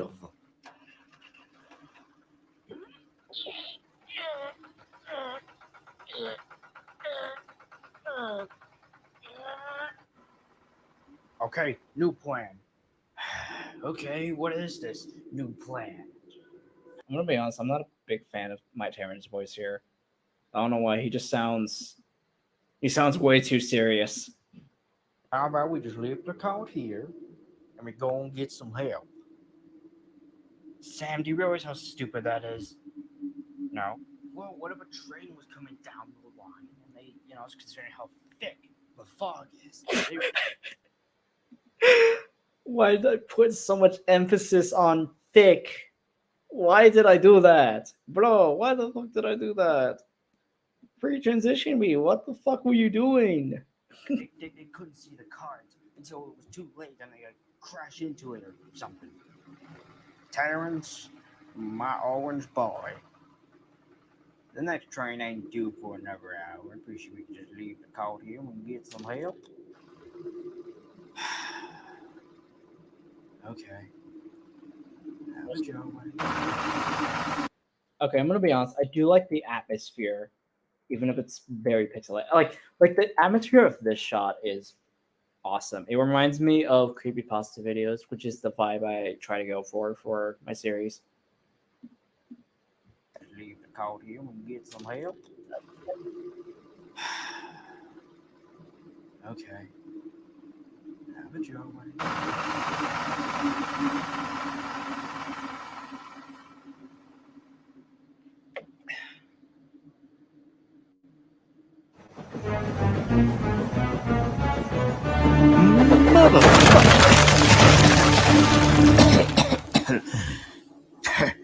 Percy, are you okay?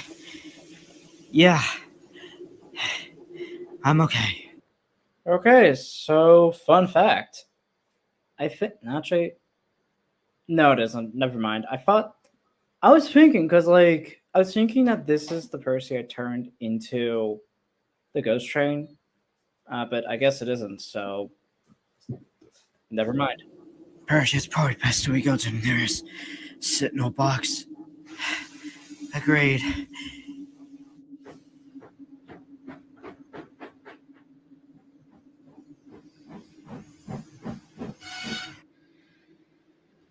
My goodness, what are you guys doing? I like how, all the adjustment that I did to the video makes Percy almost glow. Done to Percy. He's white all over.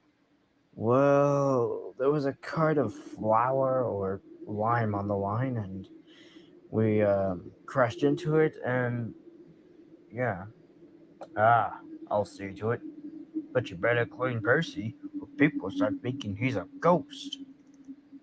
Let's pretend I'm a ghost and scare Thomas. I will teach him to say I'm a silly little engine. That's not a bad idea. And Toby, you could help too. Well, I'm not one for playing tricks, but I can try. So. Okay, this is before I realized. This is before I kind of just realized the true, who Toby truly is. Because let's be real, Toby is one for playing tricks. What's the plan? Well.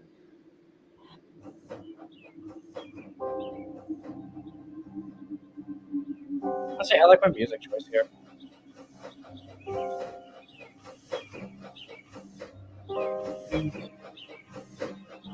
Okay, my attempt at making a watermill set without actually.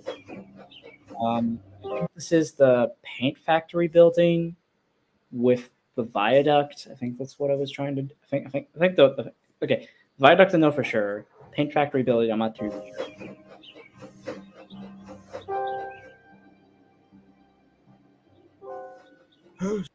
Okay, so the sheds here, those are just the Earl sheds you see in like every video I make, just with the back taken out. If I were to make this now, I think this is supposed to be Farquhar sheds. So if I were to make this now, honestly, I don't really know how I would do the sheds because like the back end of the sheds, because like you know how the back end of the sheds, it's blocked off by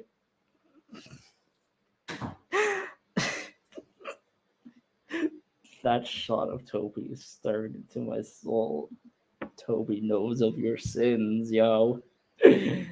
Anyways, honestly, okay, I never really got this in the original Ghost Train story, or at least like the Railway series adaptation, like, or at least like in the Railway series, because like the back end of Farquhar Sheds is blocked off by the neighborhood. So like, did Thomas back out of it, or no? Wait, that makes sense. Wait, that's the illustration. Whatever. Anyways, this was originally supposed to be the like because originally I was following TV. I was following like a bit of like the TV series canon. So this was supposed to be the sheds at the Farquhar sheds at Tidmouth Station in the TV series, but this is actually Farquhar sheds at Farquhar. So She's had an accident. I have made this way more confusing than it should be. Barbaration. That means I'll. Hello, Colin. What you doing watching all of this unfold? Also, I find it crazy that this is the first time Thomas appears. So I'm just get a better shot of him because he looks terrible here. They cleared the line for you, but there's something worse. Out with it, Toby. I can't wait all evening. I've just seen something. It looked like Percy's ghost. It said it was coming here to warn us. Huh, who cares? Don't be frightened, Toby. I'll take care of you.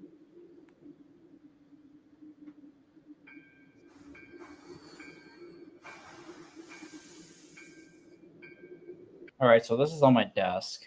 These are, well, okay, so this, okay, so the fog effects here don't look bad. They're not real, if you couldn't tell, because this is not filmed. Because like all the scenes over here, they were all filmed on my dining room table, which is where I'm streaming currently. This was filmed on my desk. This one.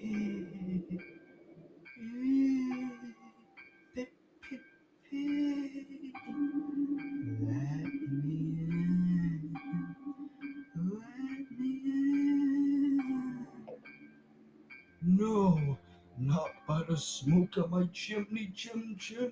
Another funeral pitch reference. I'll chuff, and I'll puff, and I'll break your doors in.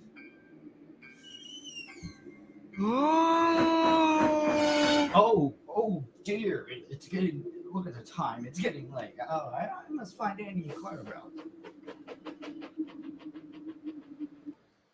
Shittily edited face. I mean, okay. I don't even know why I did this. Like, making them like, oh no, we did what we wanted to do. Why? Like, I'm making it look like they fucking regret it, or I don't even know. Anyways.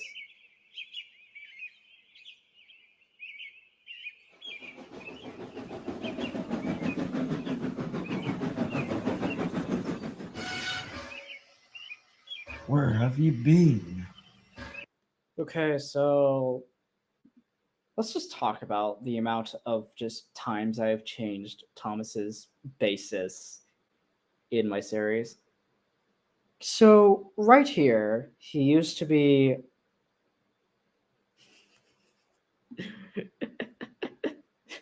yes, pretty much. That was my intention. Anyways, so over here, I was doing like what the Railway series did, like just an E2 with a flattened running board.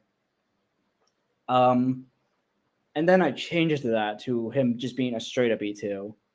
Then I changed that to him being a shortened E2. And now he's Arthur King. he's a descendant of Arthur Keene, basically. So ignore Thomas's appearance here. It's a retcon. Also, I don't know why I painted the magnets black. I genuinely don't know why.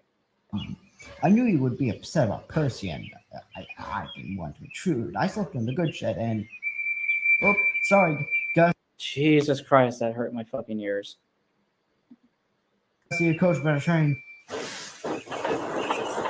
Also, seriously, the fucking Ardle sheds. I could have seriously done better. Yeah, basically.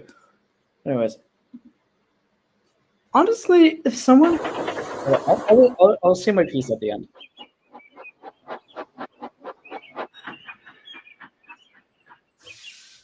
Well, well, well. Would you look at that? Anyone would think that Thomas has just seen a ghost.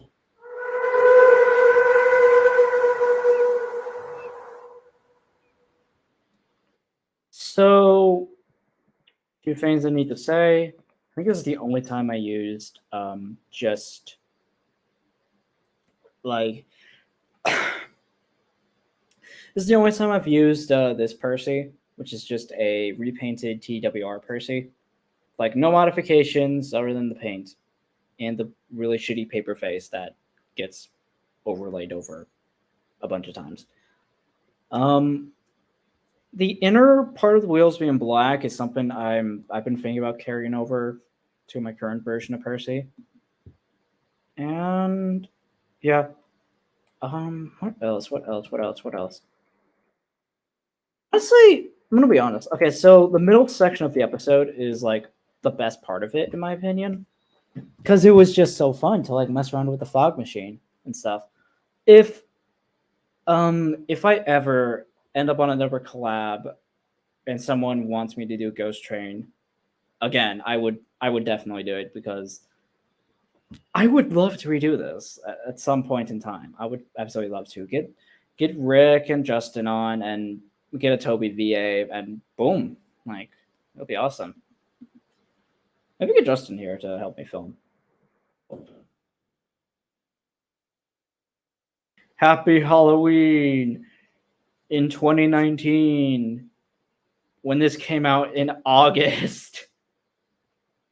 Okay, we got one more episode and then I am going to dinner. I'll think about it. All right. On to the last episode of Volume 1. And also the last episode I actually remastered. Here we go.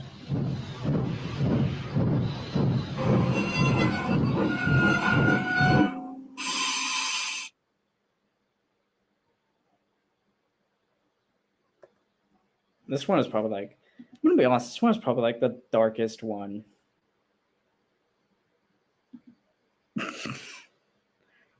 I mean, sure. I mean, Breaking Bad being canon does not affect anything, so oh well. Anyways, this one's the darkest one, so big warning right there.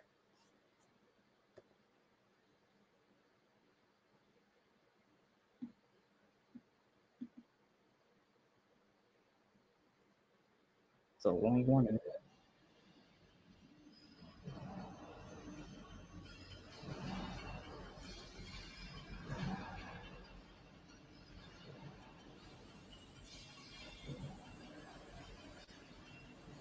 Oh yeah, I am currently redoing this version of Henry 2 or Black 5 Henry because I don't know, his paint was just a bit bumpy as well. So yeah. Thing about that Henry, another thing is thing about this Henry is that I also printed out the number, which is just from that fucking let's say like because like I didn't get transfers. I have not ever gotten transfers. Except in like the fucking Dapple kits I've gotten. I got the bright idea to print out the numbers instead of, actually getting transfers. So that's why it looks terrible here.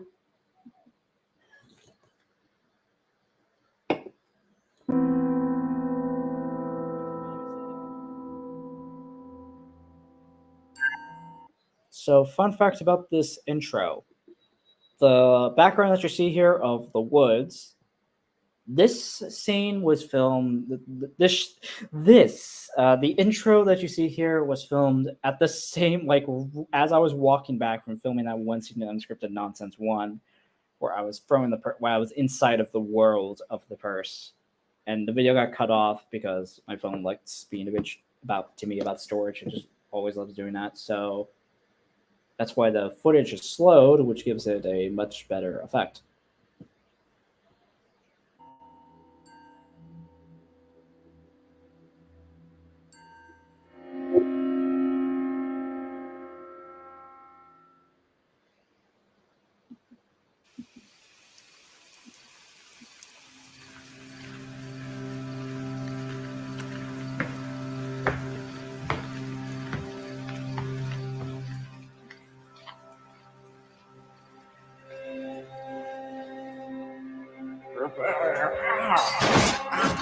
Fucking hell.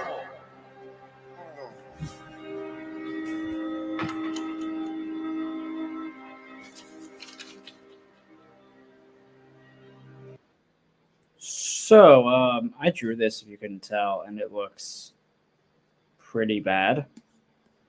I could have easily just printed out the fucking 1915 draft, but I didn't feel like it. So,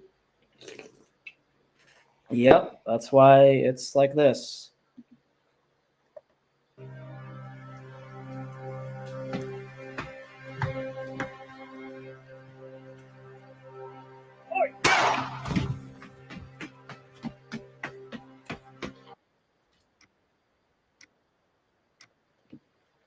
So this set here is literally the Fat Controller's office.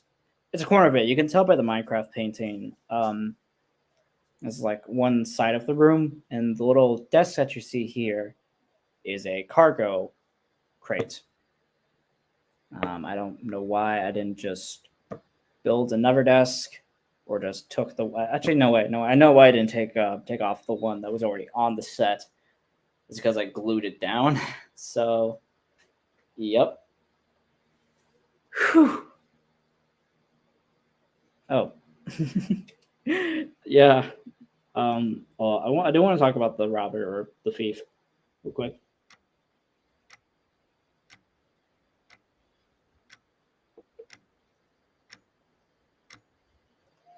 So I have been thinking for a little while, since I was writing this, or rewriting this. I've been thinking about making a mini series about this guy, not about his crimes relating to railways, but like all of his other crimes before that. Like a 6-part little mini series about this guy doing shit, and then it ends with this. Like it ends with him getting the call to do this. If you've already seen the episode, then you know what happens to this guy. So yeah. Acceptable.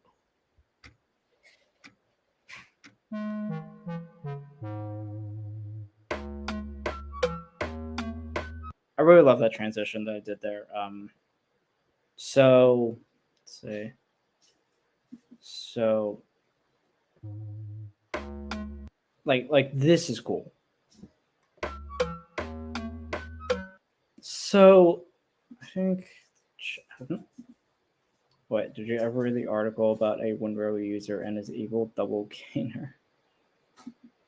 And did heard about someone known as WinRow Ryan trying to steal the Mrs. Kindly prop at Edison at one point. I do know about that. That was a real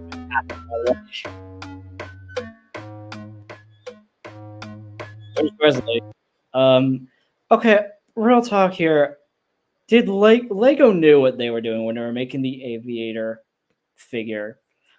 Because it looks exactly like Sir Nigel Gresley. Like it has the mustache, it has the eyes, it's got well, not the eyes. It just has the mustache and eyebrows. Lego knew what they were doing. I'm gonna be honest.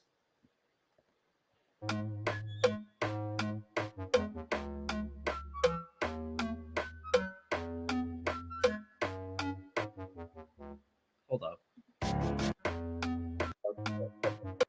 So this is a Mattel Gordon that Oh, I should read that too if we're ever in V-Season Day. Okay. Um so this boiler that you see here, that is from a Mattel Gordon that I was going to turn into Alice. Not my OC Alice. Walnut Wester's OC Alice, who is the C1 basically. That's what this boiler was supposed to be, and then that didn't happen because I just had problems with the wheel configuration. So yeah.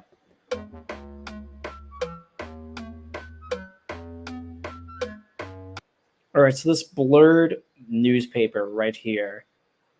You can see it because I didn't do a great job of. I didn't like up here. You can tell it's the fucking script to the first ever Baku video.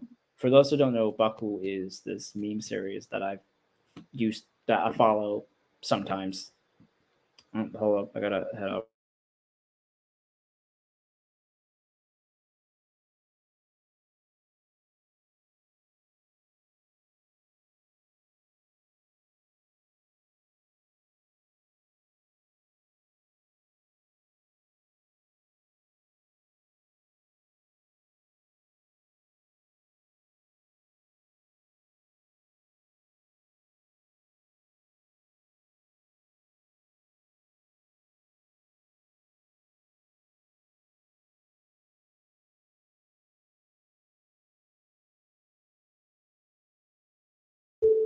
All right, I'm back. Sorry about that. So,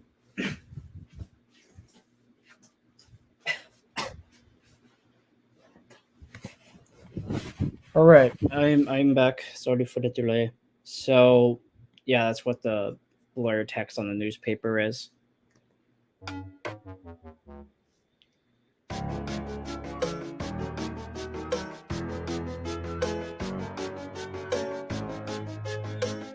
Right.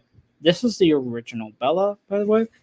This is my old Bella before I updated her. And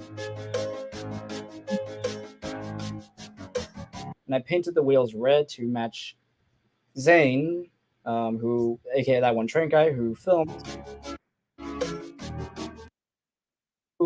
this scene. I asked him to do it because honestly, I don't have at the time I didn't have like a good Emily to use, so I just had him film the scene where you see the Sterling single getting just absolutely wrecked. So yep.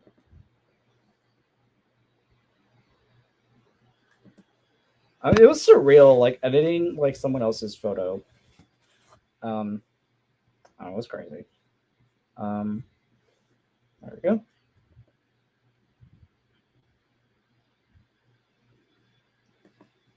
Yeah, Henry has a Emily was done dirty. That isn't supposed to be Emily, but you could interpret it as that, I guess, for now, because Emily's gonna show up soon. Anyways, yes, Henry has a modified like Sterling single tender, aka a GNR tender. It is modified, so it doesn't have the giant coal rails on it. Okay, so this was being made. So like this scene was being filmed like as I was working or like reworking Henry into this. I'm gonna be honest, Henry doesn't look that good. As you can see, it still has the clay extensions from from like how I originally had this, and the Mindy's wheel that's supposed to make him a Pacific is bad. Like it just doesn't look that good. And there's this as well. The wheel arches when I was doing those just didn't look good. Hold on.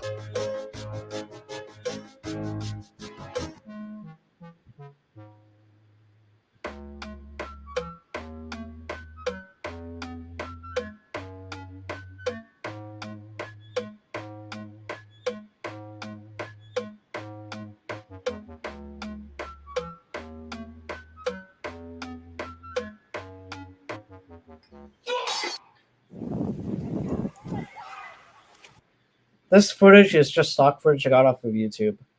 I literally forgot who filmed that.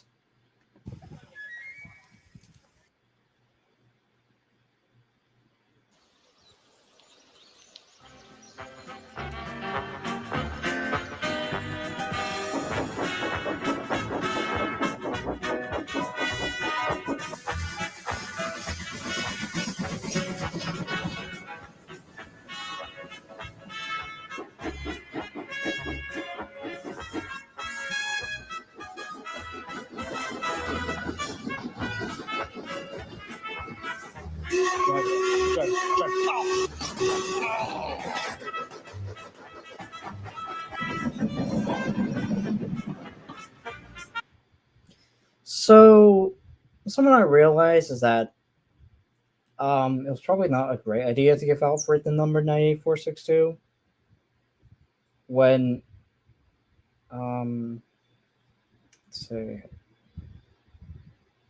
When was that again? Fucking oh. Anyways, oh wait, hold up. Oh, you're welcome. You're welcome. Anyway, so it's from that. I was like, it was probably not a great idea giving Alfred the number 98462 when he was in this GER livery, because that throws off like so much. This was before I found out about BR database and started like really looking into like engines numbers and all that. So, can I just not get a good frame for this guy's tender? There we go. There we go. So honestly, looking back on this guy, I'm just not a big fan of him. Well, this Alfred. I mean, this was this was like my second Alfred because I didn't have one for like 2 years basically. Like took apart my old one. So this one is made out of a Gordon, like an old style Gordon, because it does not have the tapered firebox. And it sucks honestly. Like the face, it's just the face by 22 Tesla. It's meant for his Erdl Alfred that he made, not for Wood Railway engines. So it's like it's really big ring around the smoke box, which is good most of the time, but that's weird, especially when you have this, especially when I have this like cardboard thing around it. And the wheel arches, I don't know.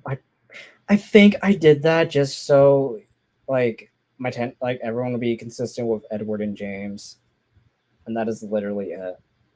Also, the glue marks just make it so much worse. Ugh. I can't wait to redo this guy because I've already stripped his paint. So, yeah.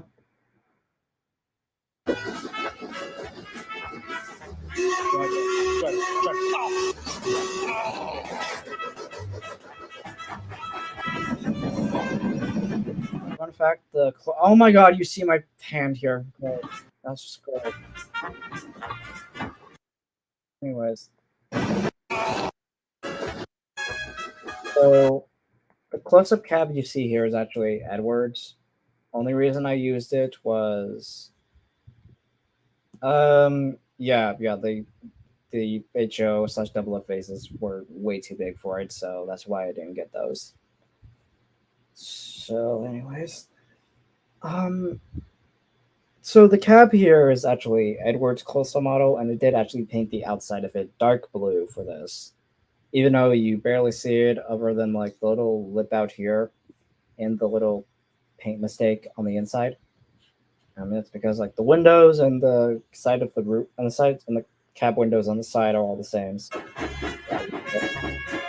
on the back side, the shape of the back.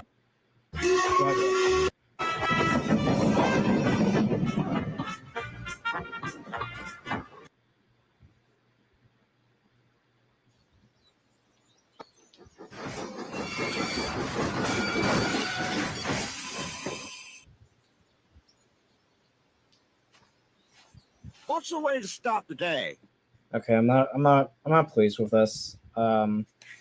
So I used I fucking used UberDuck for this scene, and I'm not proud of it. I'm not fucking proud of it. Like I made it very clear. I am very much against AI.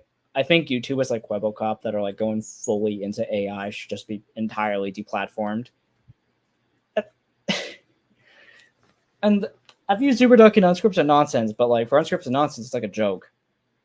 Meanwhile, here, I just used really shitty UberDuck voice for this, and it sucks. I honestly, at least for it's like a few regrets I have with this episode.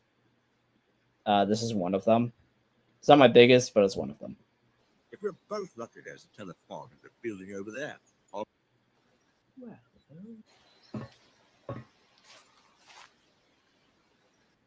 oh my. Wonderful. Hi there. Oh, I'm missing my manners here. I don't have a name, but everyone just refers to me as number 4. I am assuming that you are a new engine? Yes, yes. No. There's an engine as ornate as you being all the way in the middle of nowhere. I am working here as a punishment. For what? Well, apparently I was mistreating coaches and going too fast on my passenger runs, so they reassigned me here until I get my act together. Oh, that is so unfair. I belong on this line. I am just an insignificant shunter. You belong on the main line. As you can tell, like the way I wrote him, like the way, like the way, as you can tell, the way I wrote number 4, you can just tell that it's a facade. Like he is trying so hard to get Alfred to do something. Anyways, I agree. You should keep on convincing them because I really don't like AI voices in videos. I'm not a big fan of them. In fact, I know how you can start a new life. You do.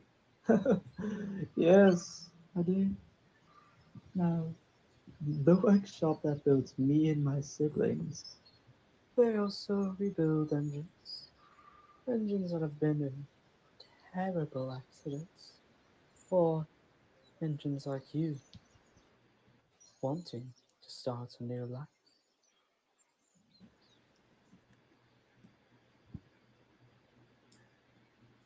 Lemon tree. So, yep. I think an issue that I get with like something I don't really like about this set is it's kind of cramped.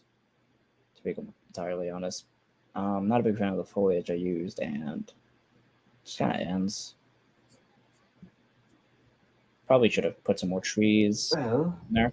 that does sound pretty nice, but even if I ran over there, wouldn't they technically be stealing? Oh, they don't care. I mean, everyone needs to make a living somehow.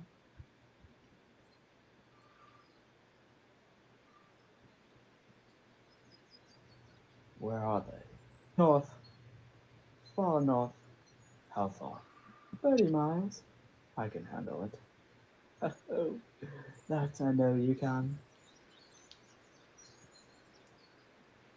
So originally, I had this whole thing for the works that built Henry. It was called the Hillworks, and the work like those. I originally had those on the GNR or the Great Northern Railway. Then I realized how dumb that would be for Alfred to just travel, like, let's be honest. Something I didn't realize until recently is just kind of dumb for like the people that built Henry to build him on the GNR from like because basically just building on the railway that they stole from. So that's why I decided like to move the works that built Henry onto the GER. Basically, I'm still keeping the name of the Hill Works, which is supposed to be the last name of Henry Hill, who's the man that Henry is named after. The lore fact right there.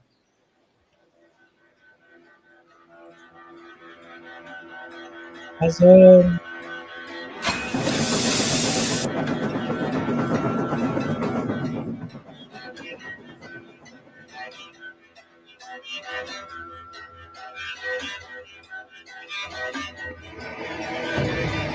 okay, so as you can tell, Proteus was pulling some strings right there. Okay, so this is the large scale model of Proteus's lamp. This is the same one that is that a King the Hill reference? Nope. Yeah, it's not a King the Hill reference, anyways. So Eye of the Lamp, yeah. Okay. So this lamp was I used this lamp for unscripted nonsense. I will go over that when me and Justin talk about it. Like, I'm planning. I don't know if Justin would want to, but I do want to redo my comment, like me and Justin's commentaries for unscripted nonsense, or like the entire unscripted nonsense series. But anyway, so this is the same lamp that was used in that, and it is in the same like side yard, just over there basically. And I just did some photoshopping and edited it here. And I think this is like one of the best shots in the series, to be honest.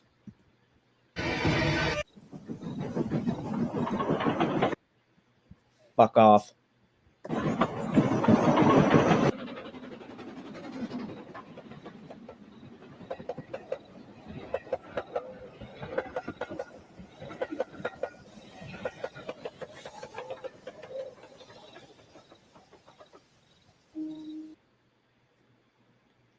I would love to edit that engine out, to be honest. It's that same engine that I kind of went fucking. So you get to see that engine that was in episode 3 a lot more clearly, as you can tell. Yeah, bad custom, bad character, bad person. Complain about it.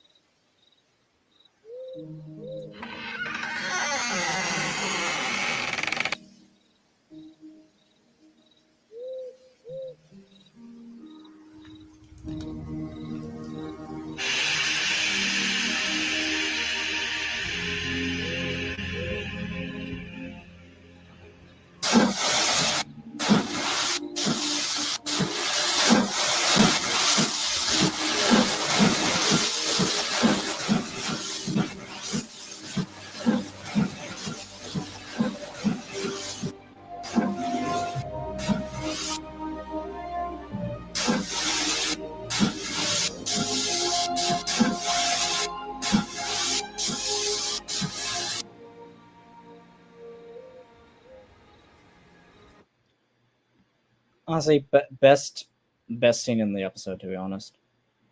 Also, yes. Anyways, so let's see. Okay, so as you can tell, you can see like I did some mods to Henry's firebox before I filmed this scene. Fun fact. Actually, no, I'll just bring it up when we get to like the ending.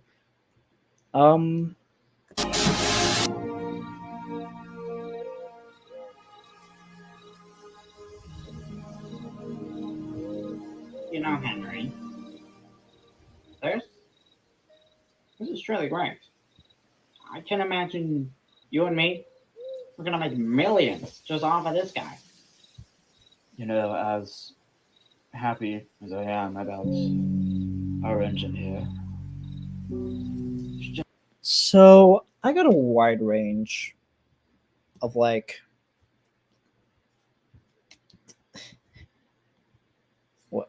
What? Oh my god, I misread that. Are you fucking kidding me? Okay, sorry. anyways.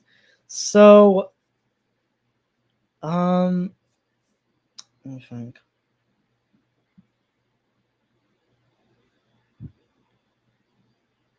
Pretty good. I'm trying to think right now because, like, okay, so Henry was made out of a 2011 Gordon. Just the front was just I just cut off the entire front just to make this little section right here for the cylinders to just cut into the running board. The wheel arches that I'm not gonna have on them now because I fucking hate the wheel arches because I don't know, they just make the design like for one railway, it just makes it more cluttered, or at least like the way I did it. So yeah, I am currently like entirely redoing both Henrys for Flying Kipper. Like I'm giving them an entirely new wheel layout. Like I'm not doing bogies. There's like a 6-wheel chassis with driving wheels and everything. If you're in my Discord server or you follow me on Instagram, you've probably already seen it. So yeah. Just one big problem with it. Those plans you gave me. It was a draft. What do you mean a draft? I mean, you see the thing right here. Those drafts you got me, they were from 15. Okay. Okay. There is something about this that's okay. This thing shouldn't even exist. And yet, because of your idiocy, it does. Look, man, I don't know.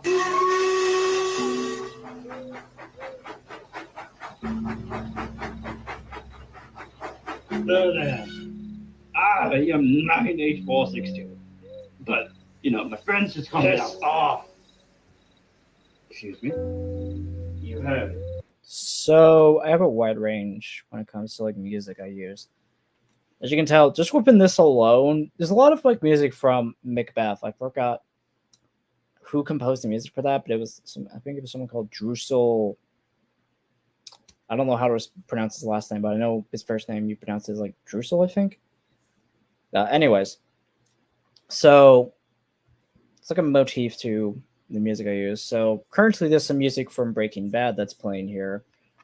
There's like you do notice I do try to stray away from using Thomas themes unless it was like it's for an appropriate moment, like Henry like puffing out of his little shed there. I don't know. I just like using music from like other like more cinematic music, like the Macbeth music, the Breaking Bad music. It just makes it feel more cinematic. Like it feels like it makes it feel more than just like some random fan project. Honestly. Piss. You know what? I changed the statement. How about fuck off? Now!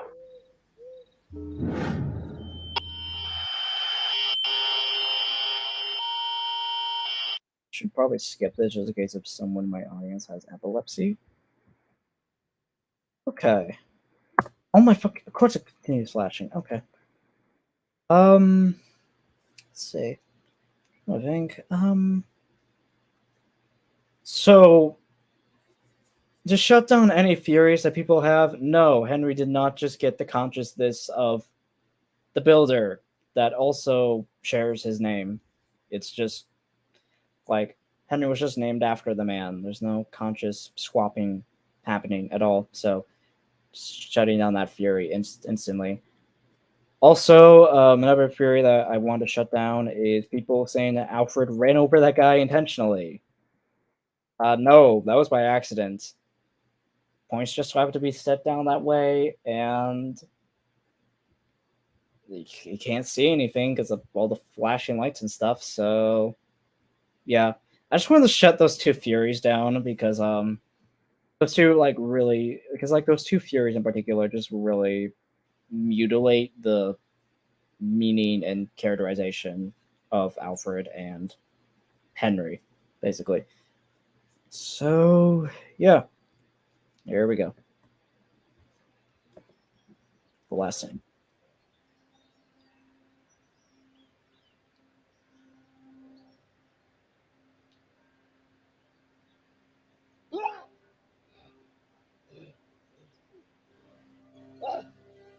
Oh god. I remembered when I showed some friends this scene, and I was like, "Hey guys, you may want to skip this because gore," and then they got into it, and it was like, "Oh, it just looks like jam or something."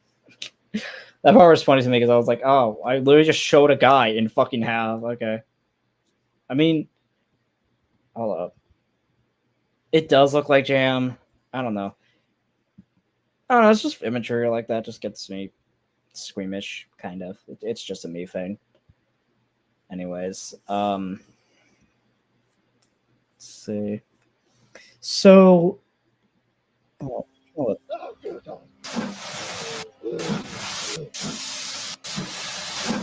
You can see where the original Firebox extension was, and it looks so.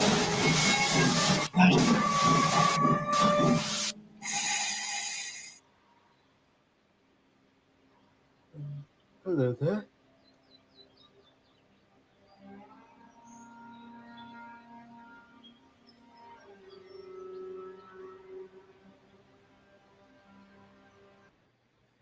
And that is it.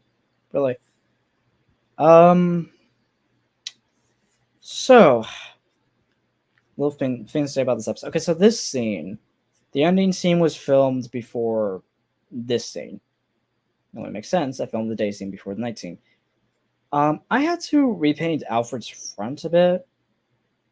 If I can get a good shot of him. There. Hello there. I am 9. Actually, I'm just gonna make this.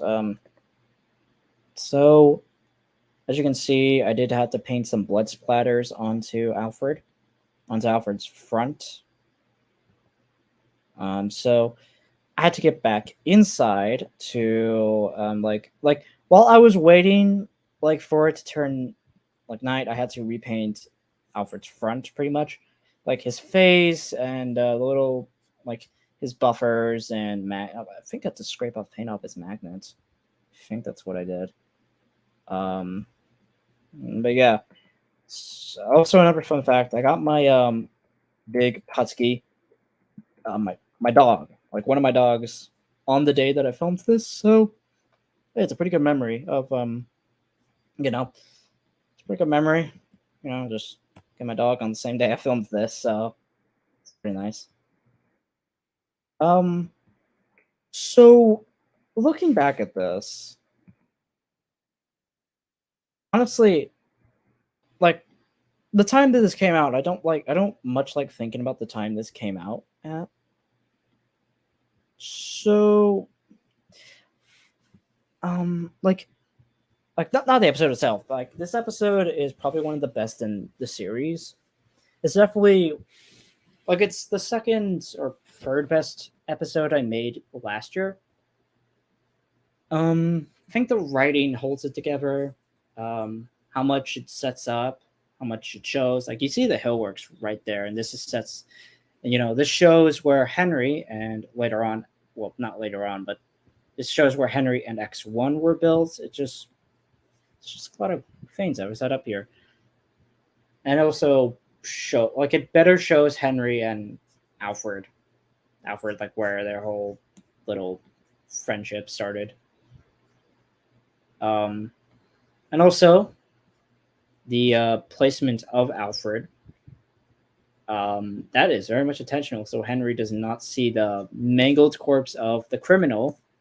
This is the criminal. This is the thief that stole the plans that were used to make Henry. This is not the builder. So yeah. Jesus, I've been talking for so long. Looking back, really good episode. It blew the original out of the water, way out of the water. This is so much better. Does X1? No. X1 is not the L in your X1. X1 is just a entirely freelance engine, and he's not related to WIF at all. Just wanted to shut that theory down real quick. So, yeah, that is Volume 1, the current version of it that you can watch right now. I'm probably going to do one for Volume 2. There's not as many episodes to go through with that. I think there's only about 10 or so. Hold up, let me check. I'm gonna check real quick. It's about, I think, for Volume 2. I mean, there's only about 8. It's like there's about 11 episodes. So I might do I think I might do the commentary on Volume 2 about end of the week, I think. So yeah, thanks for coming and all that. And I will see you guys later. Bye bye.